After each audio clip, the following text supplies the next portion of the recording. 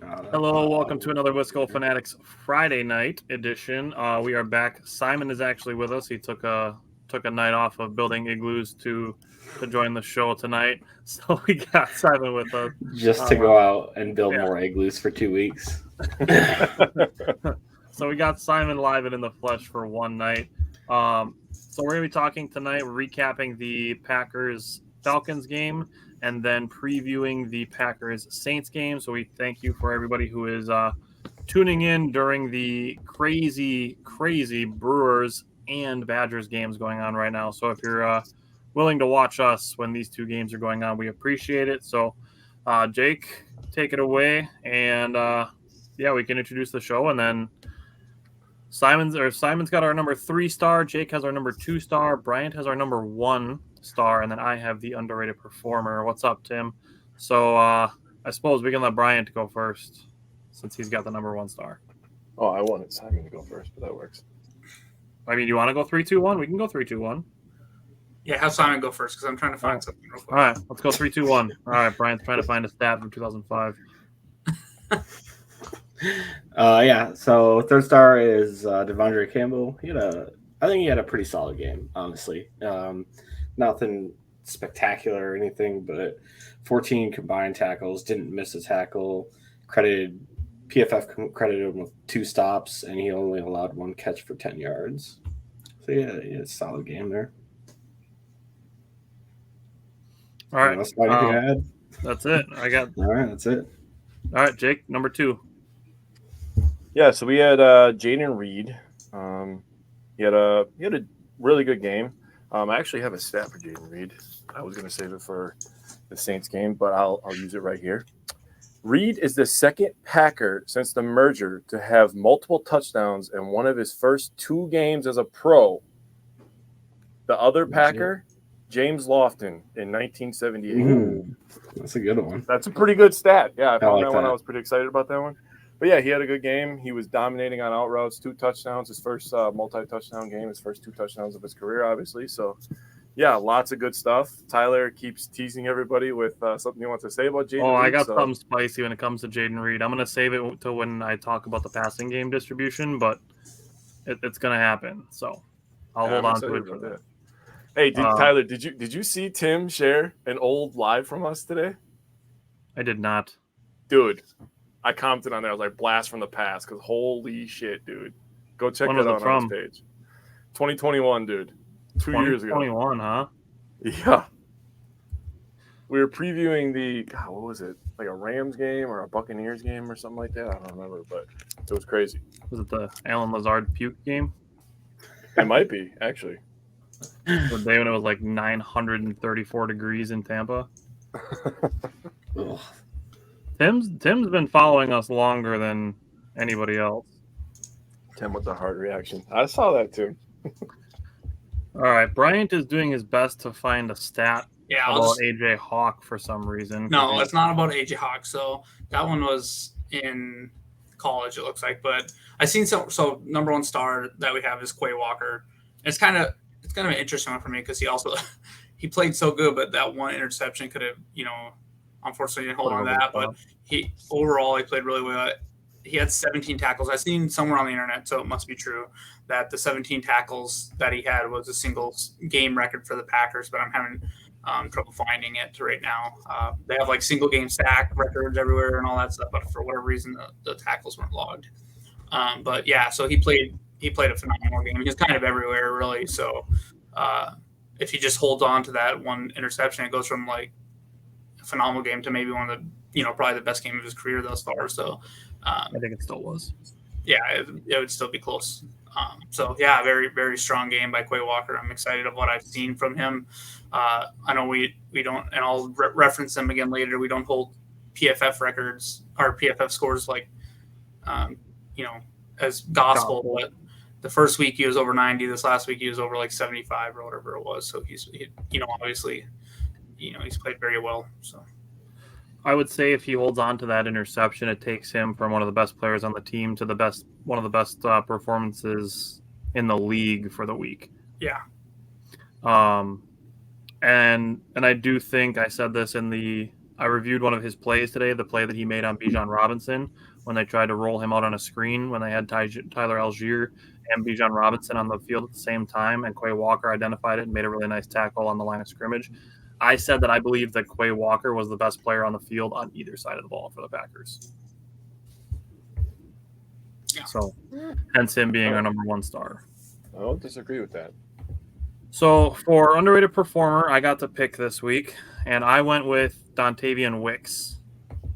So, week 1, he had 0 catches, 2 penalties as the highest snap count wide receiver. In week 2, he had 2 receptions for 40 yards and his first touchdown. He broke a tackle to score and forced the safety to miss. Could have really had 2 touchdowns, but there was a pass interference that could have been called that wasn't called. So that, kind of is what it is. And he drew the penalty on the very first play of the game, which we'll talk about when we get into some of the offensive stuff. But Dontavian Wicks, really underrated game for him, and just really good to see from a 5th-round rookie for him to perform like that. So good game for him. So he's the underrated performer this week. So handful of takeaways before we start jumping into some aspects here is David Bakhtiari not playing. We bragged all offseason about our tackle depth. Why not use it if David Bakhtiari is on the fence? So I had to throw that in there. But Bryant is going to talk about our wide receiver development. I know I just mentioned Dontavian Wicks, but Bryant, how are the wide receivers developing from week 1 to week 2?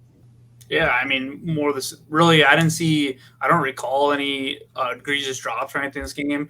I think I called out that I thought Jalen Reed could have a pretty good game on the slot, and I thought he had a very good game. Sure, the one was kind of the little pitch out of the slot, but then he had another touchdown. He's been playing really well. Like you said, Dontavian Wick kind of shot out of a cannon in this game. So he's playing really well. I'm excited to see what happens this next game. With Christian Watson, he's trending towards playing. I think he's going to probably play. He might be limited. They've been doing that so far this year, but I want to see how involved the rookies are, or if this opens up even more opportunities for them. The Saints do have a very good pass rush, so I think we're going to have to get the ball out pretty quickly, especially if Bakhtiari is down. We already know Jenkins down. I'm sure Simon will talk a little. I'll talk a little bit more about it too, but we'll talk about like Royce Newman and stuff being in there. So we'll see who they start at left guard this week, I guess. But yeah, I'm pretty excited. I'm excited to see for sure Jaden Reed's going to get his snaps this week. I feel like you have to get Dontavian Wicks on the field because even though he didn't put up too many stats in the first week, there's a couple you could see he was wide open and Jordan just didn't go to him. So, overall they're playing pretty well. So I feel somewhat similarly about the rookie tight ends. I'm a little more bullish on them, however. The first possession, Luke Musgrave missed an opportunity to sit in the middle of a zone. Love put the throw kind of where Musgrave should have sat in between the zone. That's just kind of a learning thing for him. And then I'll say that Luke Musgrave, he needs to work on his run blocking. After rewatching this game a couple times and seeing it was Musgrave and Tom let a defensive end split a double team, I did tend to give A.J. Dillon a little bit of a break as to where I was when the game first happened on Sunday. And then I sent this to you guys. Ben Sims out-snapping Tucker Kraft 13-9 does not mama the Mia. So 3rd-round pick, baby. Yeah, so we'll see. I mean, we'll see what happens with Tucker Kraft, if he's going to be able to do more to get on the field or if they're going to bring him along a little more slowly and just kind of let Luke Musgrave continue to handle the lion's share of snaps at tight end. As far as the passing game distribution as a whole goes, I am pretty pleased overall. 9 different players were targeted in this game. 7 different players had receptions. Rookies scored all 3 touchdowns, but 2 things. 1, Aaron Jones is a needed piece. He is absolutely a needed piece in the passing game. We're going to talk about the running game in a little bit. Brian's going to have that, but Aaron Jones is a needed piece in the passing game. And then 2 things on rookies. 1, Luke Musgrave running flat route leaks. It's a very beneficial thing, not only to Jordan Love, but to the offense as a whole. Obviously, it gives an opportunity to get Luke Musgrave out in space, and it just gives Jordan Love an easy completion. So that stuff might be kind of one of those things that they do a lot of against the Saints, who do have a pretty solid defense all around. And then the other one is Jaden Reed running out routes. The second touchdown that Jaden Reed ran, they had basically 3 straight completions of Jordan Reed on out routes, basically right at the sticks, and it was unstoppable. Now, here's what I've been waiting to say all week about Jaden Reed. I've been wanting to say this, and it's something I told the guys in here that it's something that I've brought up a lot. And what I've brought up a lot is the Tyler Ervin role from all the way back to when Matt LaFleur first started his new offense with all the pre-snap motion. Now, what I'm thinking with Jaden Reed, and I know it's only 2 games in, but I already think that Jaden Reed is the best pre-snap motion player of the Matt LaFleur era. I don't think that's crazy. I mean, Matt LaFleur era. when they put Devontae Pre-snap in motion, when we had Devontae. I was going to say Devontae would probably be mine when he would do that little, like, just kind of slight move in the slot and stuff, and then he would do that jump cuts and stuff. You can't put him there, but I would say early signs are pretty good of what they've done with him. Having Reed starting on the outside and then right before the snap motioning inside to the inside of the wide receiver to the outside wide receiver, motioning in and then going up and out, it's unstoppable. When we get Watson on the field, yes. Yeah, I was going to say, and I know you said carrying safeties. Dontavian Woods did a pretty good job of carrying safeties away from them. yeah, But, I mean, when Christian Watson's there, Jaden Reed's going to have 10 yards away from the nearest defender when he's making those out catches. If I steal your thunder here a little bit, Tyler, I'm sorry, Adam, but you sent us in our chat about the comment about, like, you know, a slower Miami. What we're seeing them do a lot is putting Hill in motion where he's running along this, line of scrimmage, and then they're snapping the ball and he's already got a full head of steam and you just can't stop him. I mean, Tyreek's already unstoppable. I'm not saying that Jaden Reed is Tyreek by any stretch of the imagination, but putting them in, getting them those head starts and stuff is definitely putting him in advantageous positions to make those plays. Yeah, it doesn't make him Tyreek Hill. It's just they're using him the same way that Miami. And that first touchdown that he scored, I guess I should have talked on a little bit more with the wide receiver development. That first touchdown, it's just that touch pass. But I mean, the way he turned the corner, that's twice in 2 games. He's showing great balance along the sidelines. So, Cody said the Brewers have scored more than Purdue has. The Brewers scored more than Purdue in 1 inning. Christian Yelich has scored more than Purdue has.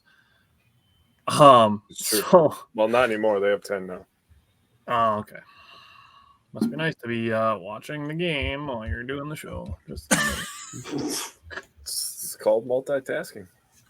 All right. Simon is going to talk about the Wallace. offensive line, which is definitely going to be a hot topic of conversation.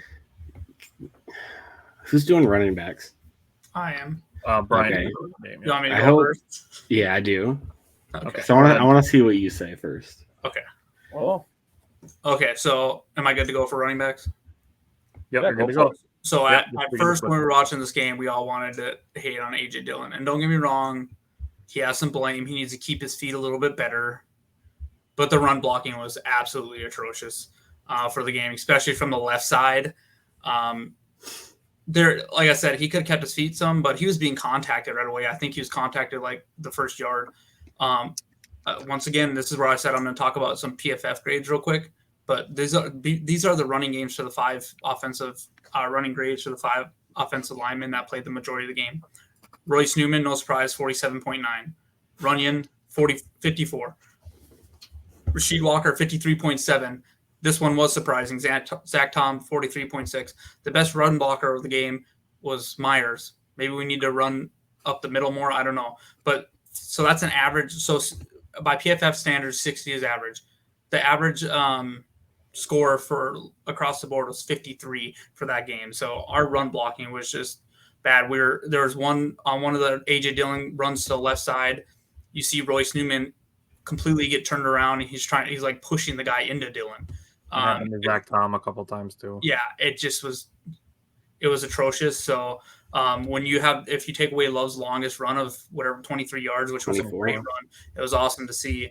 Yeah, 24. Our longest run of the game was 8 yards. We got to stop with the crap where we're trying to pitch to the outside. Again, Emmanuel Wilson lost like 5 yards on that play. I will say I do like the inside pitch. Yeah, I do like I'm that. cool with that one. Yeah. We got to stop running horizontally. We need to run vertically up and down the field. We can run horizontally with Aaron Jones. We cannot do it with AJ Dillon. We should not do it with AJ Dillon. Maybe eventually with. And the last thing in the running game, I'm kind of done with Patrick Taylor. Not even because of the running game, but on that fourth down play, I get it that it was ultimately dropped. But we're in a hurry, and he's not getting set. He's just out there just slowly walking. And I'm sitting there thinking, like, this is probably why you're on the practice squad every year, because you're not, like, paying attention to this spot. I'm sitting there because could you imagine how bad it would have been if who was it? Toure. If he would have held on to that ball and it gets negated because he couldn't get set because he was just being lazy out there and lackadaisical in that kind of position. So he had the one run for 1 yard. I mean, it was the running backs take some blame, but it was I would put a lot of it on the offensive line and the scheme. If you want to argue with the scheme and say we need to start running on side and just find whatever Dylan's best at, but I felt like we give him a lot of inside runs this game and he still couldn't get it done. That has a lot to do with the line. So I want to throw a couple things out on the running game. So I already mentioned the Musgrave and Tom letting the defensive ends split the double team. There was a 2nd and 3 run where Josiah DeGuara was coming into the gap on the left side of the left tackle. He got lit up by a linebacker right into AJ Dillon. That stifled a run for him. And then just a couple of short yardage runs. I noticed this when the offensive line gets kind of compacted in towards the center on both ends. AJ Dillon kind of just runs into the pile. That's where I'd maybe like to see AJ Dillon just kind of exercise some patience and maybe just kind of bounce on the balls of his feet for a second and then wait for the hole to develop instead of just running into the backs of his offensive linemen. I think that would kind of help with what Cody brought up with. There was a trip that AJ Dillon tripped on Royce Newman. I think maybe just not running into the back of your offensive lineman would kind of help alleviate some of that pressure and some of those just going down on the first contact.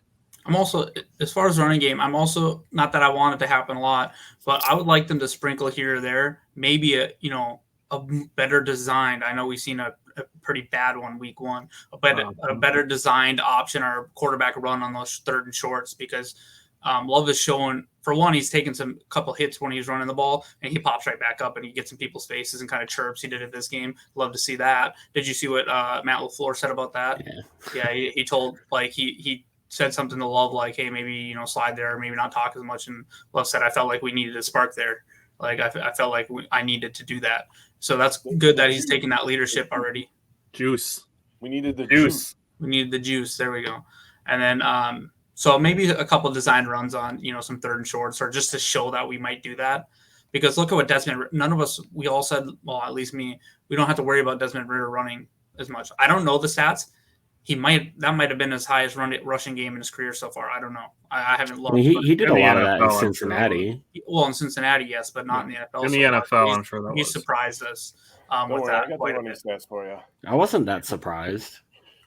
I think Desmond Ridder has. He has the athleticism. Well, I guess I would say I wasn't surprised by his athleticism. I was just surprised by some of them see more designed runs than I expected Atlanta to run with him.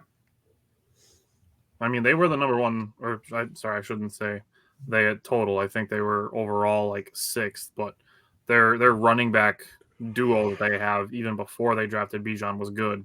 And now they have potentially a 3-headed monster at running back if Cordarrelle Patterson is healthy. So they know how to use their running backs. We needed, like we kind of talked about, we needed Desmond Ridder to beat us with his arm. And when he was trying to do that, he threw us 3 picks. We only caught one of them. But unfortunately, we just didn't seal the deal. You know what I mean? And he scrambled. He did some scrambles. So there's, that's kind of what we were forcing him to do, is we made him win in the passing game. So going back to the offensive line, Simon, what did you notice with the offensive line and how they came out of week 2. Yeah. I just want to hit on, because like I understand where everyone's at with AJ Dillon, and I'm not absolving him of any blame, but he had 2.6 yards after contact per attempt, and he had 59 yards, or sorry, 55, excuse me. So he had 39 of his yards came after contact. That's pretty kind of gross to me. So it's good, but it also, like Bryant said, it shows how bad our 39 after means 16 before. Yeah, on 15 attempts. That means he's getting hit within a yard every time. Basically every time. Yeah. So it just goes to show how bad our run blocking has been. Yeah, and Bryant pretty much covered the run blocking. He pretty much said almost everything I was going to say. On the flip side, though, and this is just the way that Green Bay's offensive line has been for years. We're much better pass blocking offensive line. They draft athletic tackles and move them on the inside. And so it's just I don't know. It's just going to be that way. And also, like we said, it also didn't help that we didn't have Bakhtiari with his knee swelling. Also, the fucking turf thing was so stupid. The amount of people that believed that he was just not playing because it was turf was just wild to me. I understand the Bakhtiari hate and stuff, but holy crap. Was it really wild? Was it? Get a grip, though. I was like, I know I asked you people actually fucking I asked this? that to Spofford last Friday. I didn't know it was going to go that crazy. I just asked, hey, do you think it's possible that when it's turf games, he doesn't feel as good on them, or if it's a different, each field maybe has its different feel? People went off the rails with it. Yeah, and Matt it's not happy this week with those questions. Andy Herman made a good point about the Packers having 3 games in 12 days. Yeah. Also, I don't know if you guys listen to the Pack a Day podcast, but he did a whole 30-minute episode just whining about David Bakhtiari. It was so fucking annoying. Recently? I can't. Yeah, that was Tuesday or Monday. I can't remember. Anyways, it is sad that this is what David Bakhtiari's year is going to look like. And rest of his career. Yeah, maybe, but specifically this year, I'm hoping since Green Bay doesn't let a lot of information go, I'm hoping he can come back and play for the Green Bay opener. So losing Bakhtiari and then Jenkins in the first quarter definitely hurts. I think it'll be interesting to see. And not to get dip into the preview or anything, it'll be interesting because I just haven't seen it yet. But is Newman going to start, or are they going to let Sean Ryan? Probably going to be Newman. It'd be 70-30. I'm not gonna lie. I'm kind of hoping I want to see what Sean Ryan has. Yeah, I'd be okay with it. Pivot for you on Newman though. This is his first game since his rookie season that he had more than 5 pass blocking attempts without giving up a pressure. He actually had 12. That's disgusting. It's not a great stat, but it's a step in the right direction. Yeah. No. Yeah. I just thinking. It's not great. At first, when you read it, you're like, really? How is he still on the team? But then when you think about it, you're like, hey, it's progress. It's in the past. Yeah, you take it. Yeah, but overall, again, like you said, Simon, the pass blocking was really other than the one breakdown where Jordan Love got swung around because. I don't know if Rasheed was supposed to pick up that guy. Or whoever. I don't know what the scheme was on that one, but to just let a free runner. Other than that, overall the pass blocking was pretty good. They only let up 4 pressures. Yeah, that's a pretty solid game. I think if anything, I don't want to get into the people's defensive side of things, but I was more disappointed with our pass rush than for our defensive side because. In that kind of game, that's where, we're a young team, but our defense isn't that young anymore, right? The pass rush wasn't bad this week, though. We'll save that for Jake. Jake's got the pass rush. Yeah, my bad. No, go ahead. He's too busy watching a football game. Yeah, but I turned it off. Stay in order. But other than that, pass blocking was pretty solid this week. Jake, how did the Packers do in the red zone? Well, the Packers right now, currently after 2 weeks, are tied for first with the Rams at 83% in the red zone. So they did good again. They had a couple big boy drives, so I wrote down those big boy drives. Need like a flashcard that has like the eyes emoji on it. Right. They had an 11-play, 84-yard drive capped off by a 9-yard pass from Love to Reed. So on 1st and 10, Emmanuel Wilson left for 3 yards. This is just in the red zone. 2nd and 7, Patrick Taylor left for 1 yard. That's Brian's 1 yard. 1 for 1. All right. 3rd and 6, Jordan Love incomplete to Wicks. They had a Carlson field goal. Then they had another drive that was four plays, 84 yards. That was one of the pass interferences. We got 43 yards on a pass interference. Love to Reed for 8 yards. Tyler, this is the drive that you were alluding to. Mm-hmm. Then Dylan for 7, which I don't want to nitpick, but he probably should have house called that. He had a guy one-on-one in the hole, and he could have just scooted a little to the left. But we got 7 on that. And then we got a 1st and 10 at the 20. Love hits Reed for 10 yards, touchdown. And those out routes were just so wide open. I can't believe they didn't go to it on the last drive. And I don't want to get too much into the coaching because that's yours, Tyler, but why the hell was that not the first goddamn play we ran? Atlanta definitely. I mean, they were playing. I didn't get a chance to rewatch the game, so I didn't get to pay attention to things that closely. But I'm assuming Atlanta played to that, especially with under a minute. You have 2 options in this situation. The boundaries. You have 2 options. This is my opinion, because you don't have Watson and you don't have Jones, right? So the next 2 best guys that you have a chance to win a one-on-one, because they're going to come after Love, because we have no timeouts, and they're going to play man coverage because they're coming after Love, correct? You have 2 guys that are going to win a one-on-one matchup, Musgrave and Reed. Those are the only 2 people you throw to. Why the hell are we throwing to Samari Toure? I'm sorry. I'm sorry. That was such a dot, too. That was such a dot. It was. But that's just how I feel. Throw. Why are we not running Reed deep? We got 2 PIs for over 40 yards on them in this game. I don't want to get, like I said, I don't want to get too much into the coaching, but that's just my opinion on it, thinking about it, because hindsight is 20/20. But, the red zone offense was good. We obviously scored a couple touchdowns with Reed, and I'm going to save my other stuff for Jordan Love discussion. But, yeah, they were good in the red zone again. So, unfortunately, they weren't quite as good on 3rd down as they were in week 1. The Packers were 3 for 9 on 3rd down at 33%. That's below my 40% goal for them to be in the top half. So I'm going to keep really a close eye on that 40%. That's going to be my benchmark. That's where I want to see the Packers in the top half of the league. So being a little under that obviously isn't ideal, but if they complete just even one more and even go 4 for 9, they're above that 40%.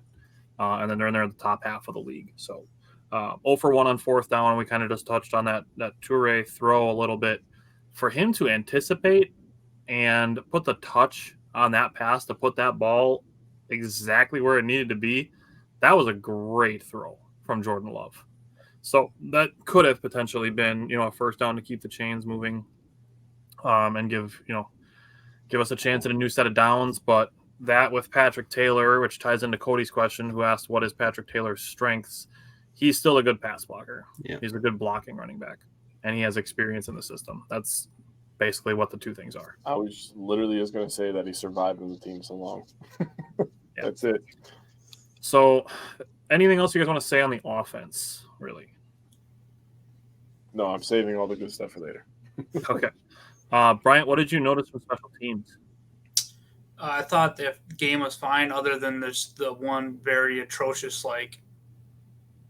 sequence of events. I don't know how to really explain it. It could have cost us the game, honestly. So the delay of game on that first drive where we're going to kick the 51-yard field goal, I don't know why the kicking team wasn't in a rush. They were just out there like they were just in practice trying to get a kick off. Yeah, I have that in my notes on the coaching, so we can talk about that again. So yeah, you would love to see a timeout there. I get it that yep. If they're not going to let him kick it from 56, then you take the timeout. Yeah. So they turn around, don't let him kick the ball from 56 yards, which I don't understand. This dude hit a 57-yarder, would have been good from 60. The kick he hit in Chicago, dead down the middle, would have been good from 60. In the dome. And then we're in a dome. Right? Exactly. kick the ball. You can't be scared. Look at the great teams. Kansas City. If you're within 58 yards, they're almost sending out Harrison Butker at all times. Same, you see that with Justin Tucker. I know we're talking about the greatest kickers, some of the greatest kickers that the game has seen, really, and I don't think Carlson has missed a field goal, an actual field goal. I know the extra points, but he hasn't missed a field goal in any kind of game action so far in the NFL, preseason nor regular season. So send him out there and kick it. And then on top of that, we punt it into the end zone. So we gain that irked me too. Like 20 yards or 25 yards of field position. So it was just an awful sequence. Other than that, everything was fine. We gave up like one punt return of 15 yards, 16 yards, or whatever it was. Other than that, everything was fine. But yeah, if you want to talk about in coaching, I don't know where we talk. Maybe they need to hustle more, but they need to be, aware of the clock. But Matt LaFleur needs to be better in that spot too. Yeah, that's what Matt LaFleur said. He said I need to be paying more attention to the play clock, and then he said, the guy's not getting out there and having the urgency on it is ultimately what led to that delay game. I just don't understand the non-kick from 56 yards. The only thing I can maybe fathom out of that is like during like pregame warm-ups and stuff, he just wasn't hitting. Yeah. And so they were all right, we're not gonna risk give him great field position. That's the only thing I could maybe think of. And Matt LaFleur said it in his press conference, I think it was yesterday or the day before, that they were just at that point playing the field position game because they were so early in the game. So yeah, that makes sense. That was basically what they were at with that.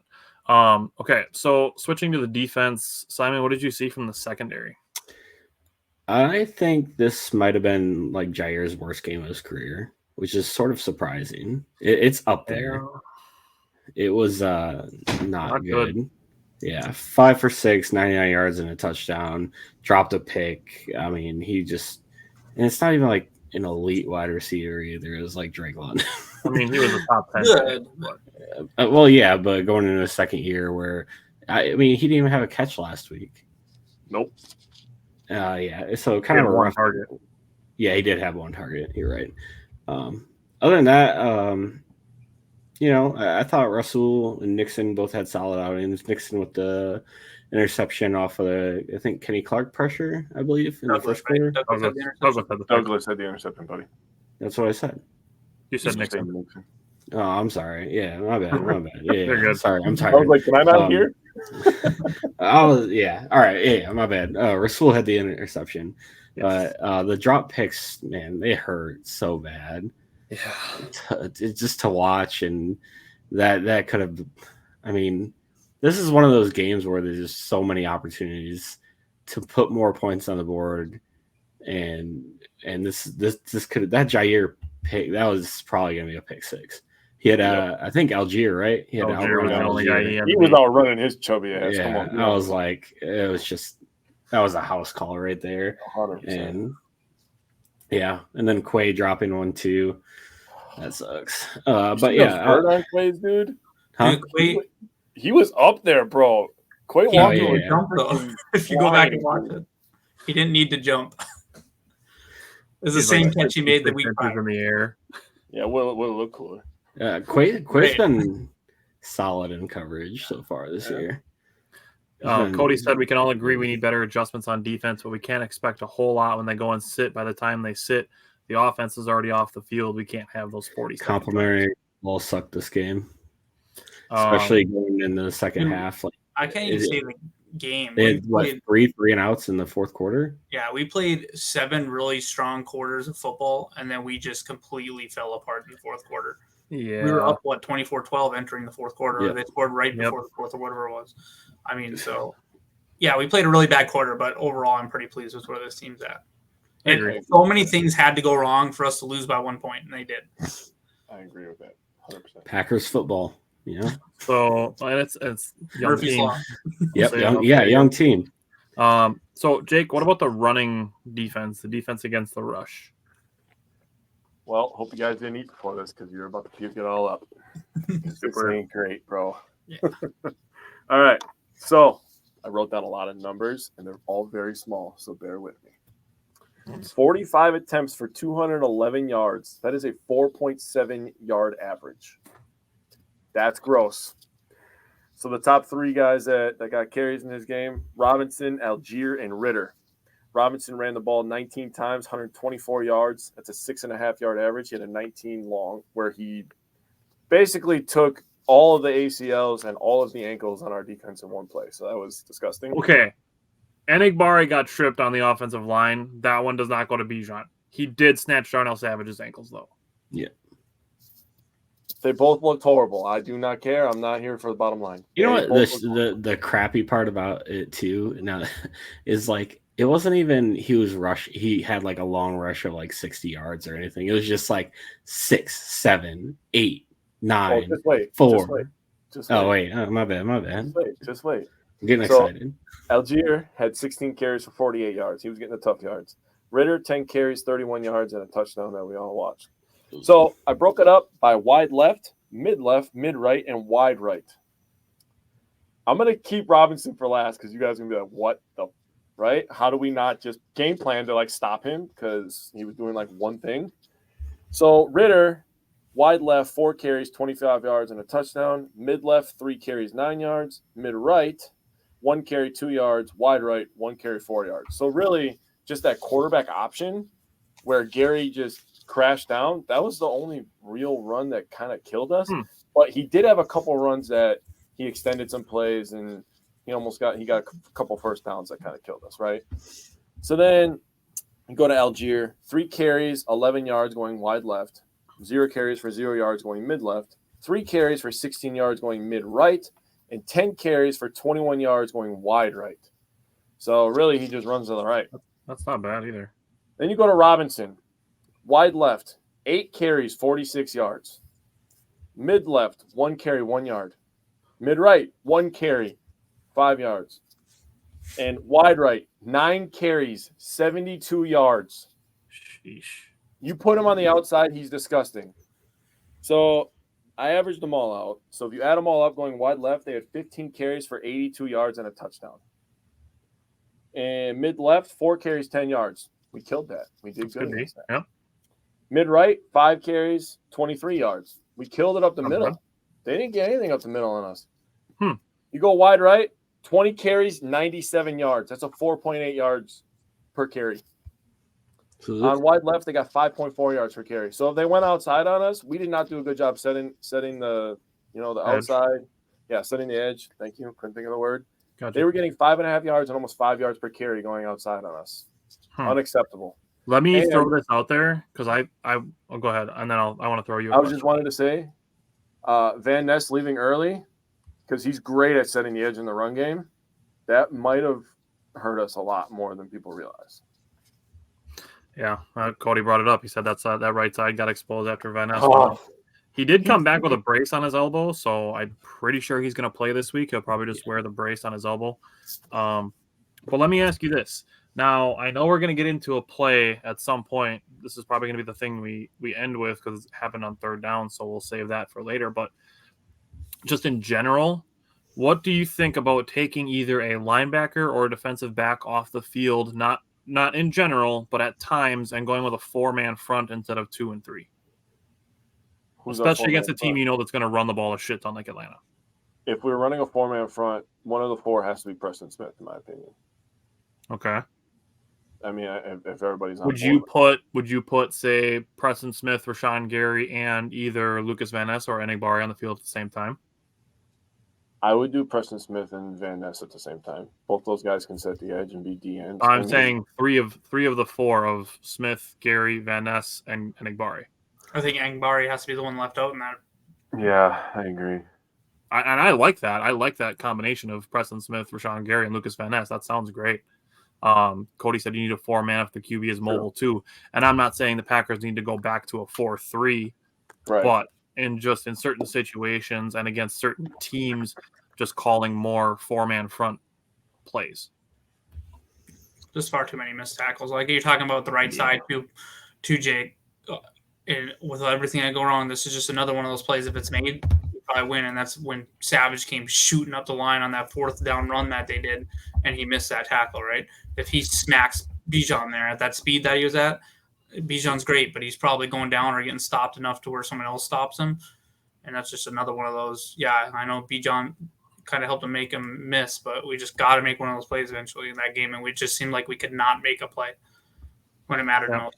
That's true. We needed a hero and didn't have one, and that's not to say that nobody's capable of it. It just didn't come together in this game.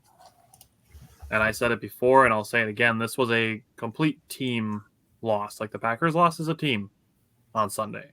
And I'm going to get into that when I talk about trying to find one specific person to blame. But Simon, it's kind of been alluded to already a little bit, but how was the tackling on Sunday? He's that meme of Sully when it goes and the eyes are all red. It was not great, fellas. PFF had him miss 8 tackles, and it seemed like right when we need that's so yeah. It just depends on where you look and what. I don't trust PFF, man. They missed like 20 tackles. Match night been counted 21. That's what I'm saying. Depending on where you look and what constitutes as a missed tackle. So, I mean, per your eyes, you could see that the tackling was not up to par, regardless of what site you're looking at or who said what. It just wasn't up to par, and it's honestly looking like a rough season if they don't improve. Because I think I looked the week before, and they had 11 missed tackles versus the Bears. I counted 13 when I counted them last week. I had 9 in the first half and 4 in the second half. So I was actually encouraged by the second half of that game. And I'm like, all right, so if we can get that second half, then I think we'll be good. But we got the whole game and then almost doubled it. Right. And yeah, it's just, it seems like every year it's the same thing. So how does that tie in with the D line, Simon? D line was, they really struggled on run defense, and I don't want to get to I didn't count the outside linebackers, but in run defense, the outside linebackers did a horrible job of setting the edge. And they just, like you said, running to the right was just too easy for them. They really struggled in run defense. Outside of Kenny, I think basically the whole D-line struggled. Kenny kind of struggled a little bit in run defense too, but he made up for it with his pass rush. He had 5 combined tackles, 6 pressures, 1 sack, 1 hit, and 4 hurries. Slayton was okay, but again, that was mostly in his pass rush ability. He had 3 pressures, 1 hit, and 2 hurries. And then Wyatt, Wooden, and Brooks were just getting thrown around. Wyatt had, I think, 2 plays where he was in the backfield, but that was about it. Just a couple. He had a rough game. I was going to say, I don't remember seeing much of him basically at all. He had one when he forced a throwaway that he got into the backfield. I don't know if it counted as a pressure or not, but he did force 1 throwaway. And I think there was a goal line play with Brooks where he just took on a double team and shoved him backwards. I don't know if you guys saw that play. He had a tackle for loss or a quarterback hit one of those 2. Something like that. But overall, pretty ineffective, I would say, outside of Kenny. Shocker. Yeah, right. Get Kenny help, please. So, Jake, what about the pass rush as a whole? So I think the pass rush is going to be better than the run defense, which isn't shocking news. And I'm not trying to say that's breaking news, but if the Packers don't set the edge, if you don't set the edge in the run game, you're going to get killed, right? And the Packers obviously didn't do it this week, and they got killed. But I do think the pass rush, Simon was giving us a bunch of numbers from the D-line. We only had 1 sack, but we had 6 QB hits total. I didn't write down many other numbers because in all capital letters, I wrote, we didn't get to see the full potential of this pass rush in this game because we couldn't stop the fucking run. It's accurate. I was disgusted writing down those running numbers. I was like, really, bro? we really couldn't see the potential because you saw them against Chicago, right? Mm-hmm. They were so good and they took over that game because we forced them to be a drop back team. If we do that against the Saints, Derek Carr is going to die. Yeah. Yeah. I have some good Flip numbers. those when we get words and then flip the side of the ball, and you can say the same thing about the Packers. We didn't get to see the full potential of the Packers passing game because they couldn't run the ball. Yeah. When you're talking about the passing game real quick, I just wanted to say, and I kind of talked to you about this, a lot of people are kind of harping on, Jordan Love only threw for 150 yards order. There was 2 big pass interference. If Dontavian Wicks doesn't get tackled, he catches that ball, and then Romeo Dobbs, he's really good at coming back, and he has strong hands. He probably makes that play if you go back, or at least has a good shot. One-on-one, too. Yeah, and you could talk about, that's like 90 yards right there. So you could toss in the no pass interference to the ball that he threw to Wicks in the corner of the end zone, too. Dontavian Wicks could have had 2 touchdowns. Jordan Love could have finished this game with, like, basically 265 passing yards and 4 touchdowns. Yeah, so this is one of those games you kind of got to throw out the total yardage because the Falcons did have 110 yards or whatever it was in penalties, and 2 of them were huge pass interference plays. That first throw by Love was a gorgeous throw. Oh, that was going to be a touchdown if he didn't tackle him. Yeah, if he didn't tackle him, yeah. So, Wicks could have had 3 touchdowns. Shit. Yeah. You imagine if we're talking about a 5-touchdown game with Jordan Love? 3 of them to Wicks. I have some good Simon says here. So. Let's just say, like, the vibes are there for Jordan Love. Like, we'll talk about Jordan Love when we transition, but we're averaging 31 yards a game, or 31 points per game the first 2 games. So. Yeah, and they were both away games too. Yeah. Yep. I still have one more thing to say, but I'm going to hold on to it until I get to my last point. Brian, what about the red zone defense? For me, this is one bright spot, like one of the few bright spots from the game. And so far, so the red zone, we were Falcons only were 2 for 5 out of the red zone. That includes us stopping them for a bogus pass interference. Yeah, that was trash. Put them at the 1-yard line. We stopped them. So the Falcons were only 2 for 5 from the red zone. That's not bad. So that's pretty good. So for our red zone defense, we're currently at allowing only 42% touchdown in the red zone. For reference, that's 9th in the league right now, but 42% would have been number 1 overall last year. Where were the Packers last year? Do you know? I know it was bad. I'm willing to bet they were in the bottom half. 50, 56, 55% or something like that. A lot of the league hovered around 50%. The best team, I think, last year was like 44%. So there's some teams like the Cowboys right now is 0%. They haven't given up a touchdown in red zone. Hold on, I can look up last year real quick. The quarterbacks they played. Yeah, so you got to look at the quarterback, and that's you can make that argument versus us as well. We played Desmond Ridder, but they had a crazy good running game, and when we played Justin Fields, who threw his whole team.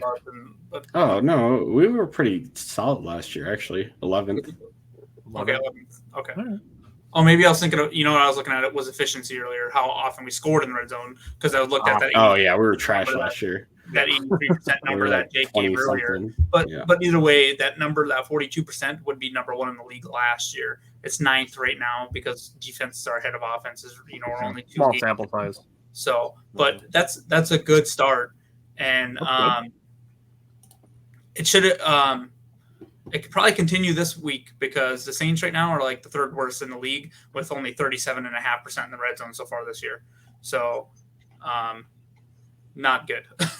So hopefully we continue this trend for the first 3 games. But that was really, and I think we have 2 drives now that the opponent started at like the 1-yard line and we stopped them, because I think that one happened with the Bears as well, if I'm not mistaken. So, or it was very close after a penalty or something like that. So I think that the one that they had to DJ Moore got him to like the 6.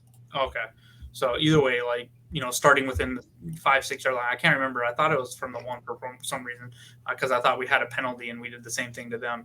But either way, very efficient so far. It's looked a lot better. So New Orleans is 29th in the league currently. So 3rd worst in the league. So that's an offense as far as scoring. Their red zone defense is better than us right now. Oh yeah, their red zone defenses. I'm gonna throw some. But they also played Carolina and Tennessee. Yeah.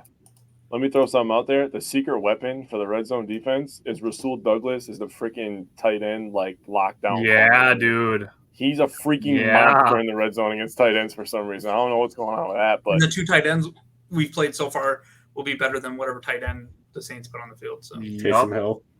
Yeah, Taysom Hill there. or Taysom Hill's like Jimmy Jawan Graham is Johnson. back. he's a quarter end is what I call him. So, Jawan Johnson's their other. Yeah, and he's Juwan just Johnson's not bad. No, He's he's just not bad. but he's not Kyle Pitts by any stretch of the imagination, or even Cole Man. Kmet. He's there. Kyle Pitts should be so good, dude. They don't use him correctly at all, which is good for us, I guess. Yeah, So, yeah, but overall, very encouraged by our red zone defense. yeah, that's good. Jake, what about third down defense? Well, I mean, ups and downs. I mean, we got pretty lucky in that red zone stop, I think, because they threw it twice on the 1 yard line, which was really fucking stupid, in my opinion. When you have Bijan Robinson and Algier, two good running backs. They threw it twice, and then they ran it once with Ritter, and then on the 4th and goal, they had a false start. So we got pretty lucky on that first red zone stop, I think. But they went 6 of 15 overall on third down and 3 of 4 on fourth down. They had 7 third downs that were 3rd and 3 or less. 7 of their 15, bro. Say it again. That is fucking ridiculous. That cannot happen. Say that again. Seriously, repeat that. They're 6 of 15 on third down. They had 7 third downs at 3rd and 3 or less. That tells me they're dominating. They are dominating us on the early downs. It's not stopping the run. Yeah, and people want to. Okay, this. Oh my god, I want to go on a rant so fucking bad. You opening the can of worms? I want when to. You're ready. I want to. Right. All right, I'm doing it. I'm ready when I you're like ready. worms, man. You can't even How see the worms. hell? It's like Jordan Snow up there. How the hell do you sit on your couch and you say all this stuff about Joe Barry? Why are they calling this? Why are they calling this? And then when you get met with that same energy, you don't have answers for anything, right? But, you know, we're thinking about all these schematics that happen, and these guys get to study for an entire week, and this is what they live. This is what they get paid for, right? So when I get the response when I ask somebody what they're going to run to stop this play, I don't get paid to do that. But look at you on your couch getting unpaid to try to take somebody away from getting paid that gets paid to do that. And then telling me that I don't know football. Sense. Yeah, It just doesn't fucking sit make on sense. Twitter all fucking day. So, yeah, they need to stop the run. Yeah, they also need to worry about Kyle Pitts. They also need to worry about Drake London, which Tyler and I said about 15 goddamn times. I'm sorry, I had to say it. I'm getting frustrated. Let it They rip. were both top 10 picks. Both Anyone else of those was a top 10 individuals were pick? top 10 picks. They have 3 Bijan of them. Robinson was a top 10 pick. Yep. They have 3 top 10 picks on offense. They're going to be Yep. good on offense. Arthur Smith is an offensive guy. All of those things equal they're going to be good on offense. And I'm not going to lie, Arthur Smith called a very good game. He did. That was a good battle. That 4th down to Bijan was ballsy in the 4th. Well, it looked like if you watch his hands, his head, he didn't realize that. I think he wasn't sure Ritters was about to snap that thing. Yeah, I know. That's a play that Savage missed that tackle on. Yep. So yeah. I want to get into this Robinson play. I'm going to give You my ready? thoughts on it, All right. and we're going to go round table because Cody's bringing it up. I had a really long discussion with a guy that literally had no goddamn response. I blocked 2 people on Twitter today because of this conversation about this one So play. listen to me. Who the hell else was he going to guard? He's not guarding Kyle Pitts. I'm sorry. He's just not. He's smaller and slower than him. I understand that he's literally just slower than Bijan Robinson, but again, he was a top 10 pick because he was a guy that could run and catch the ball. He was a dual threat guy. One of the best dual threat guys that we've probably seen in the last 15 years coming out of college. The guy was incredible in space. And you saw the highlights of him 10,000 times that he's going to be a superstar. Yeah, you saw the highlights of him making one-handed catches and all this stuff, right? So the guy suggested, well, why don't we put another DB out there? Were you watching the game, dude? Did you see how many times he lined up outside and they audible to a separate play? And they put him in the backfield next to Ritter? Like, did you not see those plays? Were you dipping in your guacamole at those moments for some goddamn reason? I don't understand what people are seeing. We're getting killed in the run. You want to put a 180-pounder on the field to stop the run. Yes. Yeah, you're a freaking genius. So the next 2 responses that I got when I posed that question were Devondre Campbell shouldn't have been guarding him in the first place. Okay. Who are you putting out there then? Couldn't That's what I wanna know. get an answer on that. The only answer that I got was that somebody said, well, why don't they have the safety help to that side? Yes, and let's leave Jair and I don't remember who was on the other side guarding Drake London, another wide receiver, by themselves with no safety help. Yes. So Sounds the like a only great recipe to give up a fucking touchdown. So I was upset about this play too, and we talked about it after the game. The only thing that I could say could be a coaching point is we were talking about they're probably going to run a pick play there. Then you know what? You get up to the line of scrimmage. If they pick you, you hope that they throw the flag because you're not winning in that situation either way. But to me, it was just like being 8 yards off was okay. Let's just give it to them because they out schemed us. I would rather them get up and press. And if I can't remember what wide receivers over there are going to run the natural rub, then you coach Devondre Campbell, run through that wide receiver and hope that refs see all that contact and they throw a flag. To me, that is a hope. But I know you're hoping and you're kind of – but it's better than just stepping back and say, okay, you out-schemed us. I'm going to be honest with you. I think you have a better chance of Ritter throwing a bad pass and an incompletion than you have of a ref throwing you flag. Either way, I'd rather the pressure be up there and for it to happen. Because if you have more traffic there, that's my only thought on it. So there's that option. Or you go, okay, this is a huge third down. They out-schemed us on this one. Let's call a timeout. I know you want to save those for the next drive, but we were still leading at that point. So if you call the timeout and you put us, change up whatever you have on the field and make them maybe try to do something different, that's the conversations we can have.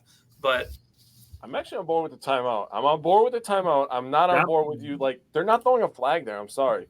It's the NFL. They want stars. You can hope that Atlanta.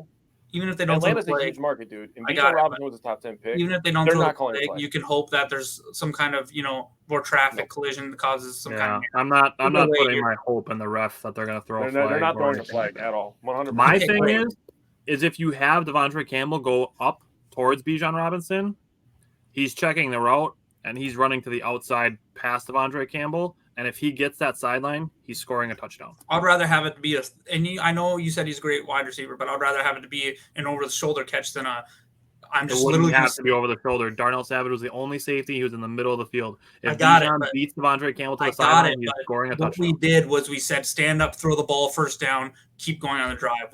That cannot be the answer. So I understand that people's that are upset, but they can't necessarily blame Joe Barry. Matt LaFleur needs to see that call timeout there. Something needs to be different. The timeout is the only other alternative. Other than that, they didn't really have any other choices. Quay Walker was on the other side of the field. You don't have the opportunity to bring in another DB on that. And if you do, they're going to check him back into the backfield and they're going to run the ball at us. The only thing, and I do agree with you on the timeout, that's probably the best thing they could have done in that scenario. But short of calling timeout, the best thing they could have done in that scenario was bend, not break. I agree. That's a tough spot to bend because you're a no-win scenario. You kind of touched and tiptoed around saying that there was no win in the first down at that point, right? Because that's just a great play call by Atlanta. So if you're out team, then you call the timeout, or like I said, I feel like you get up there and you at least make some traffic or something. But and I get your point on the outside route, I do, but I feel like basically they conceded is what I felt like on that play.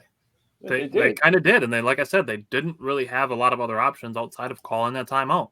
Otherwise, like I said, you're looking at a situation where you kind of just have to bend, not break. And my thing is that people keep bringing this play up, but the problem is before you even get to this play is Jake's statistic about third and short situations. That's what put them in this position to have a mismatch exploited against them. The Packers did the exact same thing in week 1 to the Bears when they got into a 4th and 3, a 4th and short, and they got Tremaine Edmonds lined up against, no, it was TJ Edwards lined up against Aaron Jones, and they ran it out and in, and Aaron Jones scored a long touchdown. Hold on.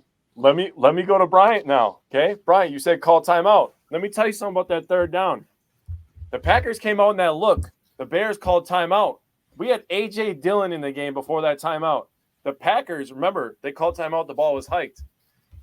LaFleur saw that they called timeout, how they were going to guard that. They put Aaron Jones in the game. They ran the same play. It was a house call. That's the thing. People gotta recognize that the offense has a say in what happens.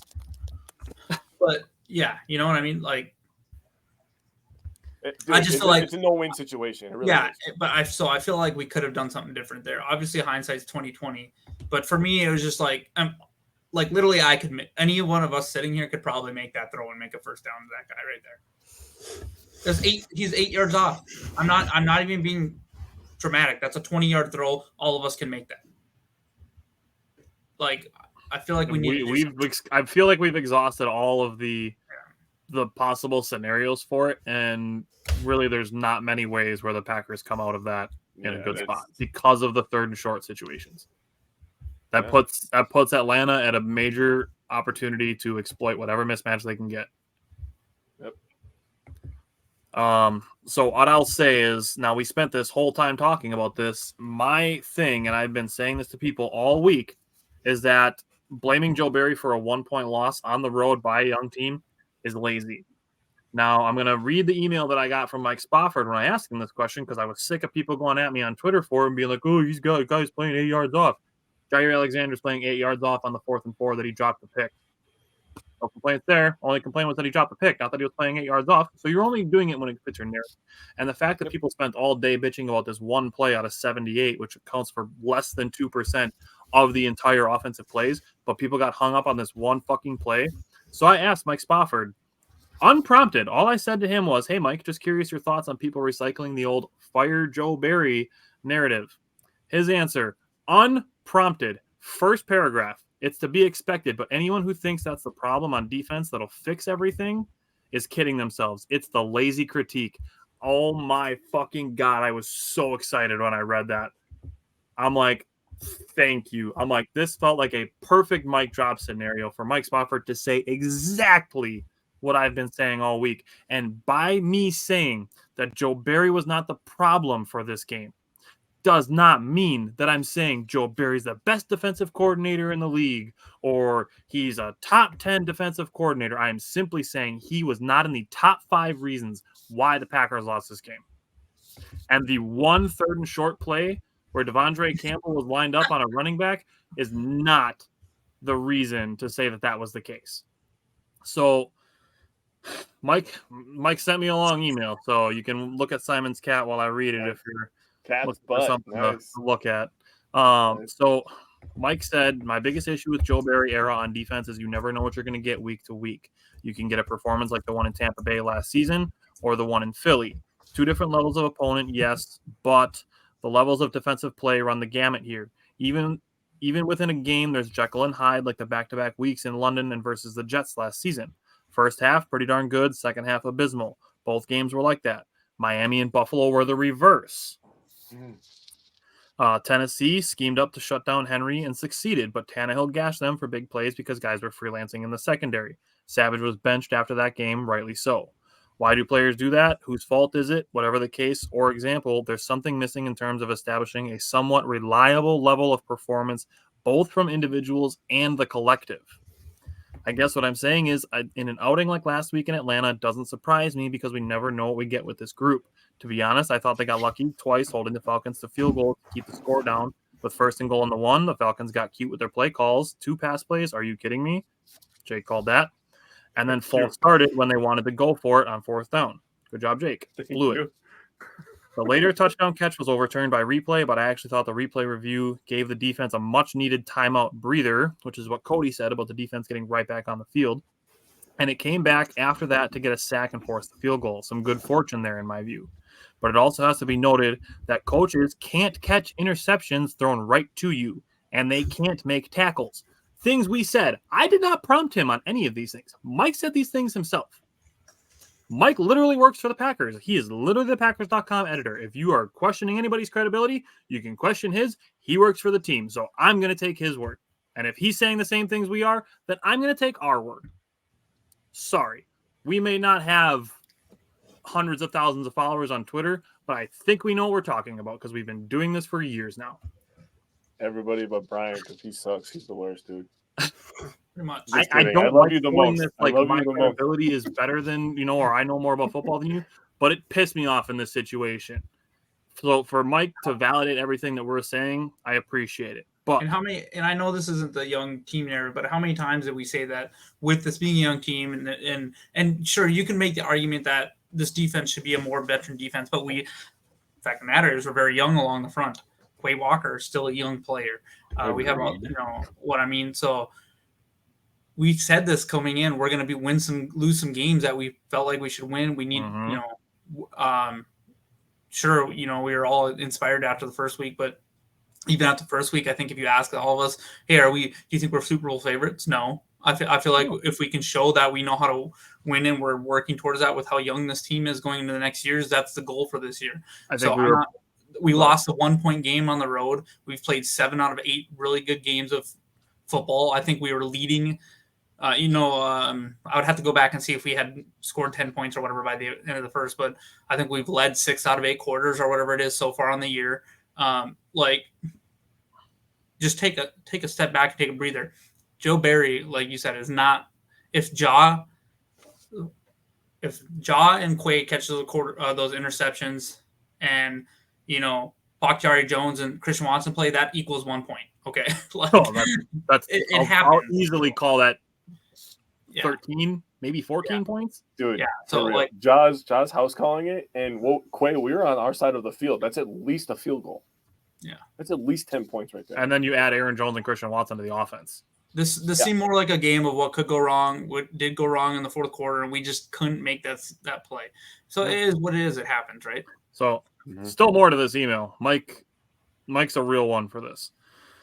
So after this, he said players can't make tackles. All they can do is do their best to put players in the positions to succeed. Alexander and Walker were right in position to make the kind of plays that change games, and they didn't make them. So was Gary on 4th and 4 from the 6. Blew it.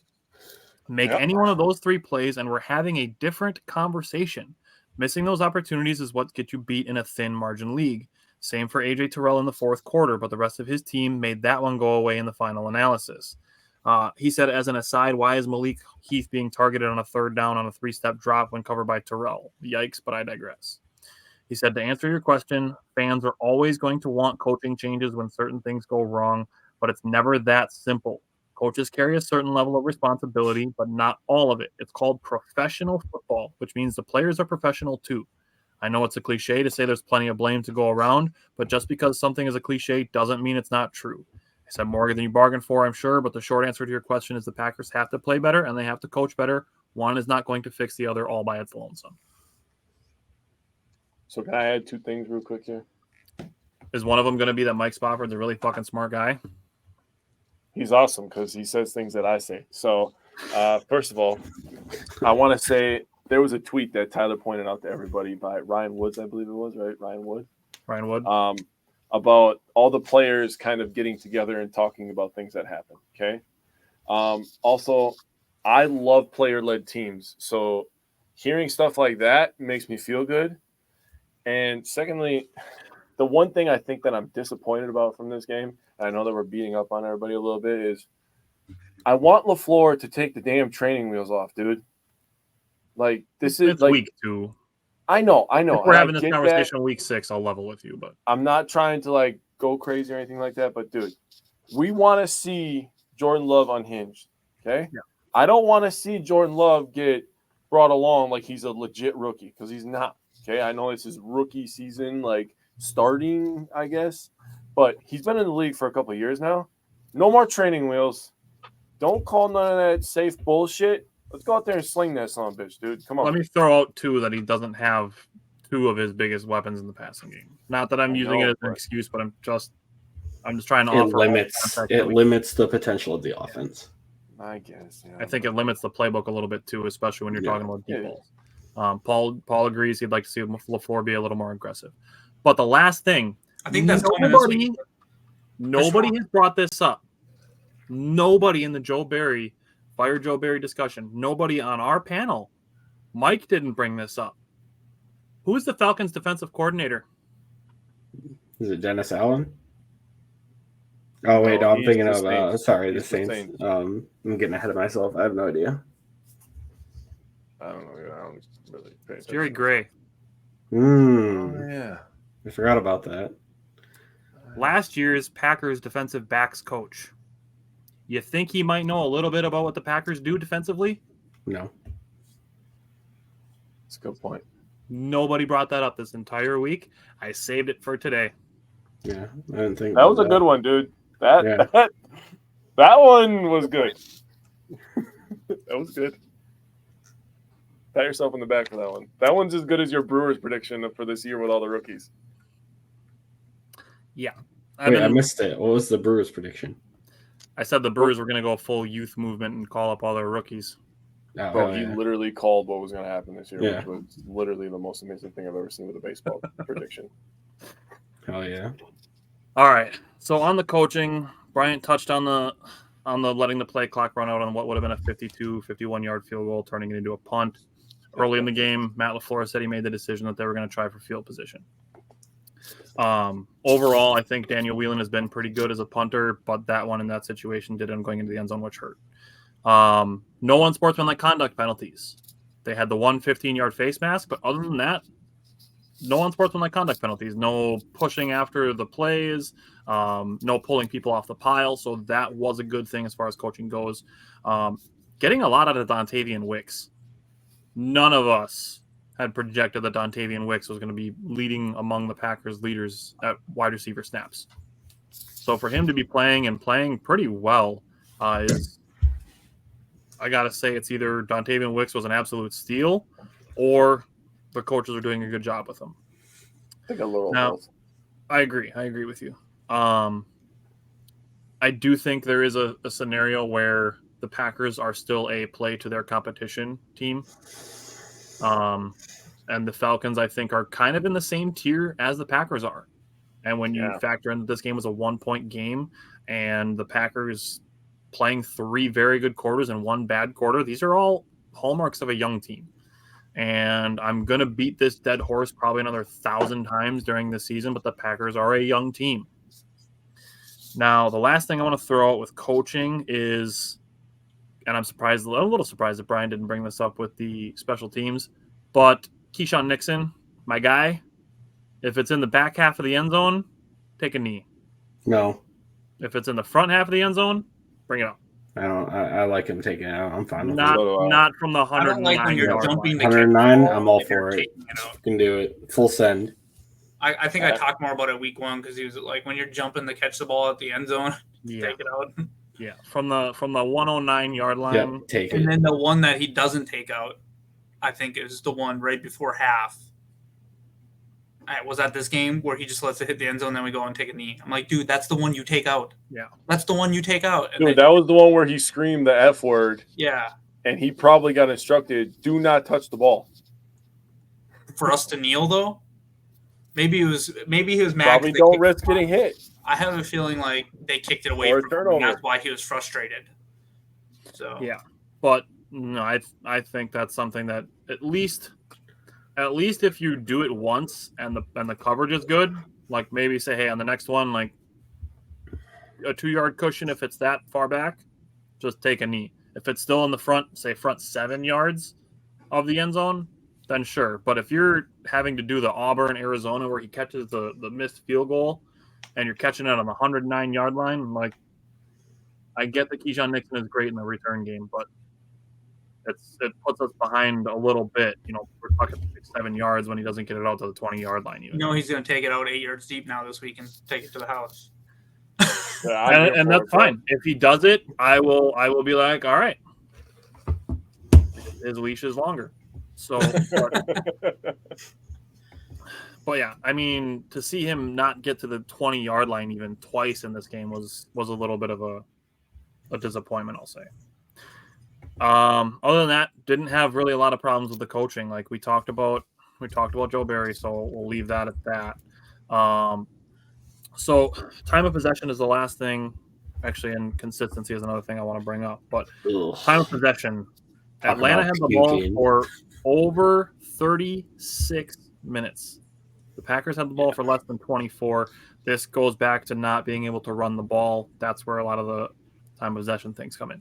Now, plays. Atlanta ran 78 plays. That's insane amount of plays. Football plays. That's a lot of time for your defense to be on the field. The Packers ran 47 plays. Paul brought up a good point. We never saw the ball in the fourth, and I'm going to touch on that. I felt like the Falcons ran 47 plays in the fourth quarter alone. Yeah. And that's one of the things that I have written down is people made a big deal about the Falcons scoring 13 points in the fourth quarter. They got into the red zone on their second play of the quarter. They scored their first touchdown with 11 minutes and 54 seconds on the clock. So they scored pretty early in the fourth. But So this is where I will say that the run game kind of cost the Packers is in the time of possession. It shows in the first downs. Atlanta had 27. Packers had 17. Both teams had 10 passing first downs. So then you're looking at running first downs. Atlanta, 17. Green Bay, 7. Oh, that hurts. That's so gross. I will say there is a slight redeeming quality on this. When you look at the number of plays and you look at the percentages, it does break down a little bit better for the Packers. Atlanta got first downs on 34.6% of their plays. The Packers got first downs on 36.2% of their plays. So a little bit of redeeming quality there. Both teams had the same number of drives. Atlanta had about 150 more yards when you factor in the penalties to score one more point. Give me efficiency over yards every single time. I don't give a shit about yards if my team scores more points. True. I do not give a shit about yards if my team scores more points. You can have all the yards you want if your drives keep ending in field goals and ours keep ending in touchdowns. I will take a 28-12 victory if both teams score on the same number of drives and you get all your yards and you kick a bunch of field goals. I do not care about yards. Yes, I understand the importance that they play in getting to those scoring opportunities, but if all your yards are only leading to field goals or drives that end in turnovers on downs because you stall in no man's land, I don't care about yards. So Paul said he thought the offense was 3-and-out multiple times in the second half. Can't blame the whole loss on the D. They got ran into the ground. They spent a lot of time on the field. So as far as consistency goes, I don't really have any major changes that I'd suggest at this point, mainly because the sample size is only 2 games. Looking at where guys are on the field, I don't have a ton of problems with it. Looking at it, everybody's like, oh, the Packers are playing 10 yards off. This has been for the Joe Barry. I watched the game 3 times this week. I watched the game on Sunday. I rewatched it Monday morning, and I watched it again this morning. I paused before every single play. Jair played outside leverage about 7 yards off the line to guard Drake London on the sideline. Rasul Douglas played almost every play about 4 yards on the off the line of scrimmage. And Keyshawn Nixon in the slot corner played about 2 yards off the line on just about every play. So honestly, the 10 yards off, quote unquote, narrative, honestly, it kind of just needs to go away because it's just simply not true. I paused before every single play that the Falcons ran. The Packers were within 8 or fewer yards, and Jair was the only one who was outside of 5 yards because he was playing outside leverage to guard Drake London. So honestly, I don't have really a problem with where guys were lining up. And it kind of goes to what Barry said, or Paul said about Barry having guys in place. They just didn't perform. And it's a shared effort. And this is why I said I do think they lost as a team, but the tackling needs to be more consistent. That's where the consistency comes in. 13 missed tackles last week, 21 this week. The second half of week 1 is really the only good tackling half I've seen. So 1 quarter out of 4 that we've had good tackling. 1 half out of 4 halves that I've seen good tackling. So that's really where I need to see the consistency. So let's just leave it at that. So, all right, you guys ready to leave the Falcons in the past? Yes. Yep. All right. Let's talk about Jordan Love. So what are you guys looking at from Jordan Love going from week 2 to week 3 as we transition this year? Simon, start us off. I didn't take any formal notes or anything, so I'm kind of shooting from the hip here, but They let you do that in the military? Only when we're expending rounds. I think. Are you in the new Expendables? Yes, I'm getting there in age. I think I just like to see a little more, I guess, fluidity in the offense, and I understand the struggles in the run game kind of cap that a little bit, but it seems like we either go 3-and-out or we put together a really long drive. At least that's the way it seems like the first 2 weeks. And from my understanding, that's kind of the way it looked in like training camp and stuff too. I mean, we've kicked 2 field goals in 2 weeks, so Yeah. I don't think you're wrong. So yeah, just maybe moving the ball and like we all kind of just said, like playing that complementary football, giving like sustaining some drives to get the defense off the field. So they're not going out there tired as hell and playing 70 whatever plays it was. That's just kind of, and Jordan Love can kind of do that too. And his fourth quarter was abysmal. So I'm looking for that, I guess. Brian, what about you? Yeah, I mean, overall, he's played well. We touched on it. Some of the field position or the length of drives does come down to, we got 2 huge penalties, 40, 50-yard penalties that helps us move the ball up the field, but ultimately it lessens the amount of plays you have, right? Which in turn puts the defense on the field more. The one thing I want to see is his, and it's not all on him, but a little bit on him, his completion percentage go up a little bit. There's a couple of open throws you'd like to see him make, but there's also those rookie errors where kind of like, I think, you touched on earlier, Tyler, about the Musgrave sitting down in the zone. So they're still developing there. So just continue to do that.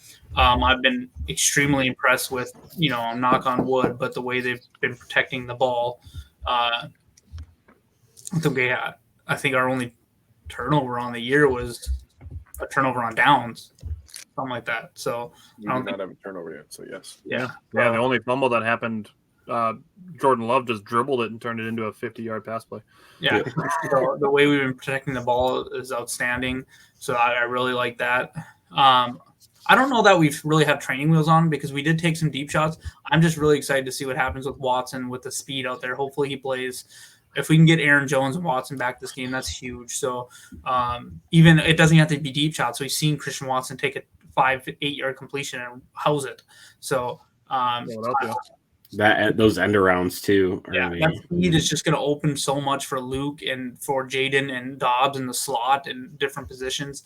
So I'm pretty excited. I really, really hope that it would be so huge for us if Bach, Jones, and Watson can go, even if they're on the field a total of 15, 20 plays together, because, I have a feeling that Watson and Jones might be held, held back a little bit especially because Thursday night. But either way, I'm very excited from what I've seen so far. I mean, you might want to, like I said, people are going to complain about the yards, but there's kind of a story behind that one. 6 touchdowns, 0 interceptions. I've liked it so far. Yeah, I'll take that. And honestly, we haven't had to have any discussions about his mechanics. None.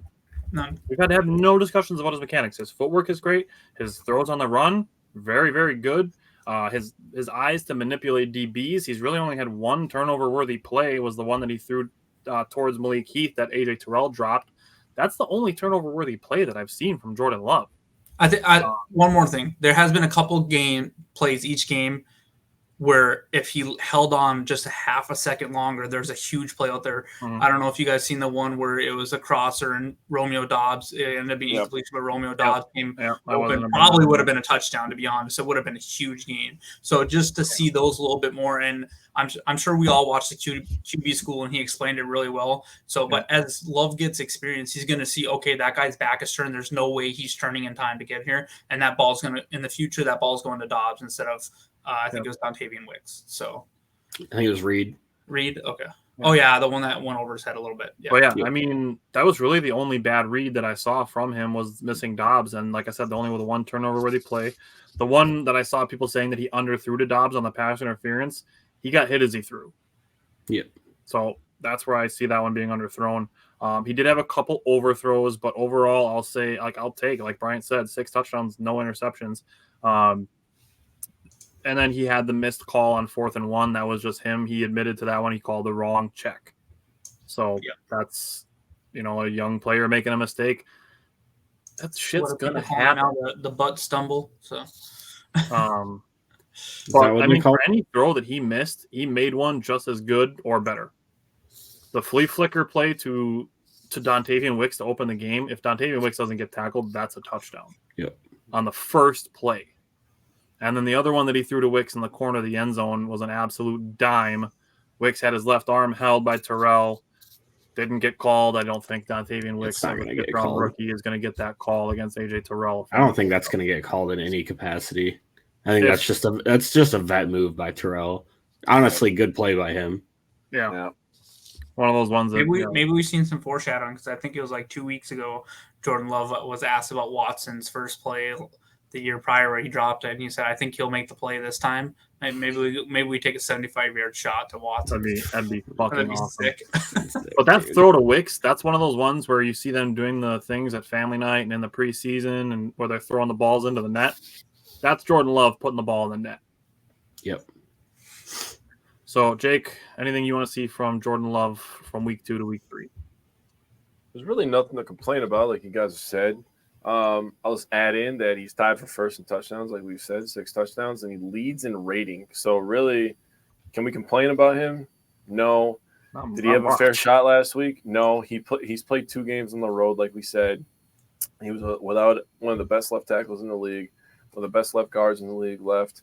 Our only star player on offense, Aaron Jones, was not in the game last week. So, and then you take the speed factor out of it with Watson. I mean, that's a tough hill to climb, but getting the 88 yards total from pass interferences, that was big for our offense, and it helped out. But I do think that Jordan Love's doing a good job going through his progressions. He's doing no-look passes already. He's just a good guy. Yeah, the sidearm and his ability to adjust to whoever's in his face or whatever is. The sidearm that he threw on the out to Musgrave and to Reed was. And then the one that he threw on the run, he didn't need to throw on the run. He could have planted, but he threw on the run to Romeo Dobbs right on the sideline. That was a fucking dot too. Bro, be honest. He looked like Rodgers on that. Be honest. I can't deny it. He did. He fucking did. Bro, the feet, the way the feet and his body was like, contorted, looked exactly like Rodgers. I was like, oh shit, he was watching Rodgers. Hey Jake, you kind of made a good point too about on the road. Think about it. All significant playing time Jordan Love has in his career so far is all on the road. Kansas City, Philly, Chicago, and Atlanta. He'll finally have a game at home. He's taking 11 snaps at home. 11.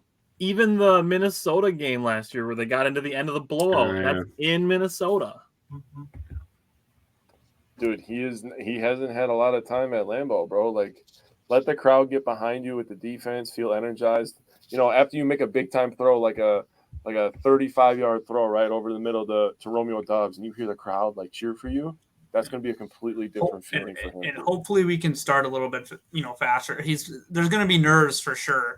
I'm interested to see if they're introducing the offense this game or the defense. Hopefully they do the offense, and he gets a big cheer and everything, and kind of gets them settled in, and because how they do one each different home game or whatever.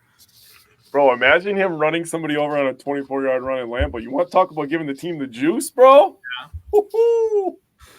Boy. All right, Simon, we're going to let you go first. All while the crowd's doing the wave. Shut up. Way to fucking ruin it. Oh, my God, I hate you. Shut up. Come on, that was a good joke. No, I will not. No, because that's going to happen. We went to the Brewer game a couple weeks ago, and we were talking to Mike. And while the Brewers are batting, the fans are like, let's do the wave. I'm like, let's not. Say we why? Why? Are you all That's dumb? Why it's funny, though.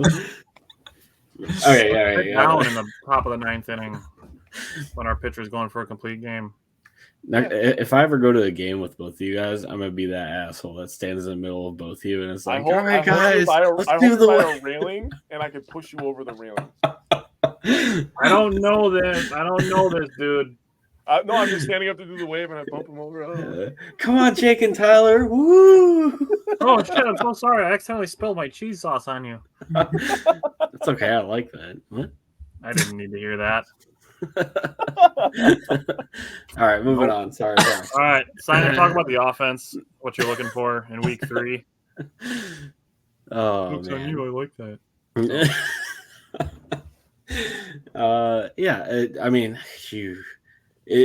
This is gonna super depend on. I'm optimistic that Jones and Watson play this week.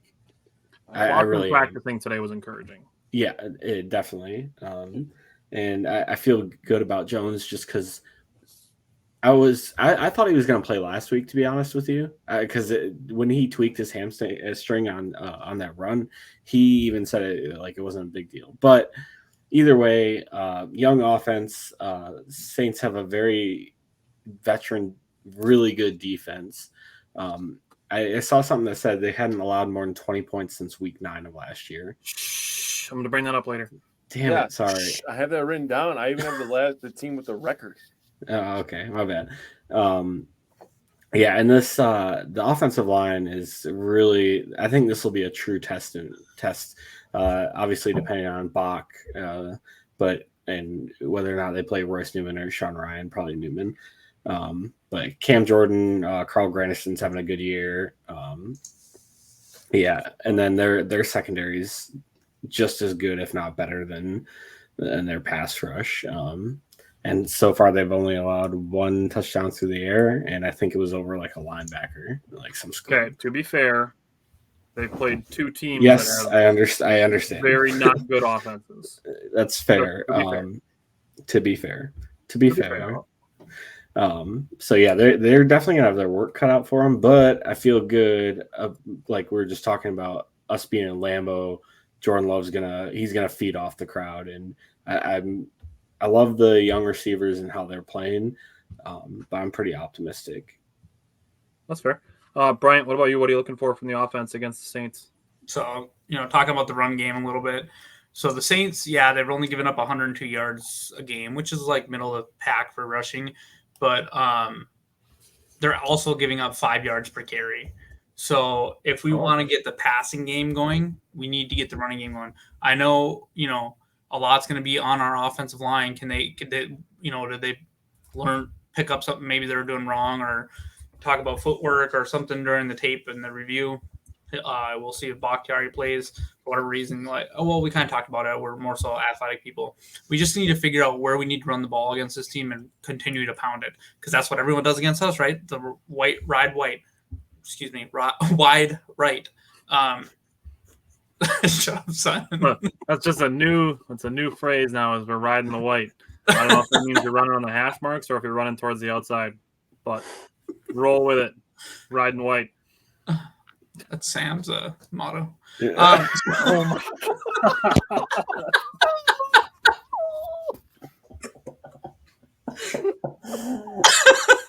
Anyway, so we need to find their weakness and keep running the ball against them. Bro. Oh, You guys wouldn't stop. Oh my god. I was not expecting that quick hitter, bro. That was crazy. I wasn't gonna say anything like that. It's okay. Tyler started talking about hot in hash here. marks and stuff. Oh my god. Anyways, But that's like immediately where my mind went. Oh my god. Getting my Badgers face paint on now and how fucking red my face is. All right, so back on the rails here. my god. We need to find a way to run the ball against this team. If we can run the ball, it's going to open up the pass game. I think the pass game is going to be a little open anyway. Don't get me wrong; they have a great defense. Marshawn Lattimore. It helps us that Marcus May isn't playing. But they really haven't given much. They haven't given much up through the air, but you got to take that kind of with a grain of salt because of the teams they played. Yeah. Tennessee is not. Tannehill is just not it. I don't know why they're continuing to roll with that guy. And Bryce Young is young. So he's that's a tough matchup for him. I think they went into New Orleans. Plus, it's not like they have great wide receivers. That's either. what I was gonna say. We're talking about an over the hill DeAndre Hopkins, over the hill Adam Thielen, and then you're talking about Jonathan Mingo, who's a rookie this year, and Treylon Burks, who was a rookie last year, who's played barely enough games to even be considered a second-year player.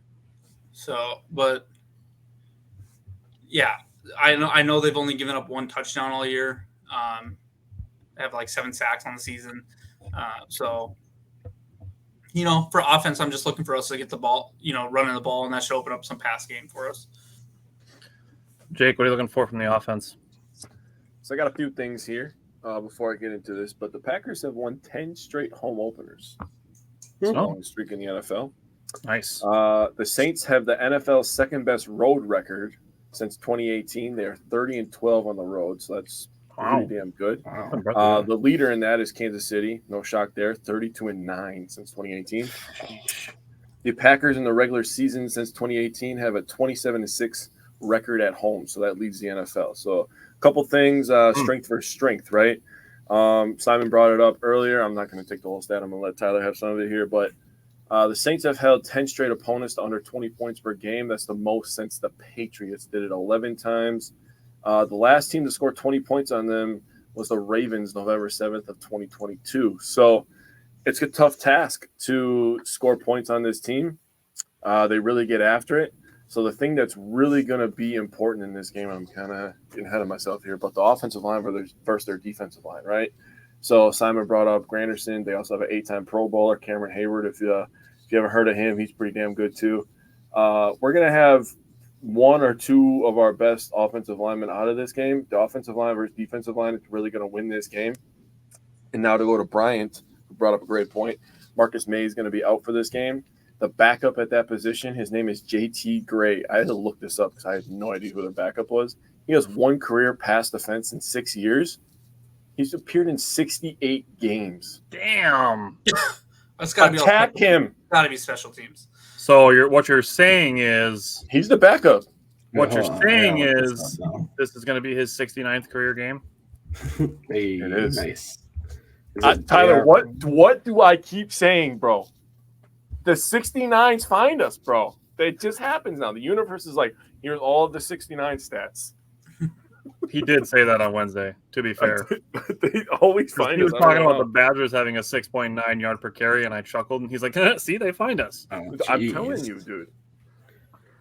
All right. So for me, as far as the offense goes, I want to see Luke Musgrave continue to read defenses. I want to see Tucker Kraft doing more. This is going to be more during the week, but doing more to get more snaps. But overall, I will say the future is very bright for Luke Musgrave. I'm pretty satisfied with how Jordan Love is spreading the ball around. I have no complaints there.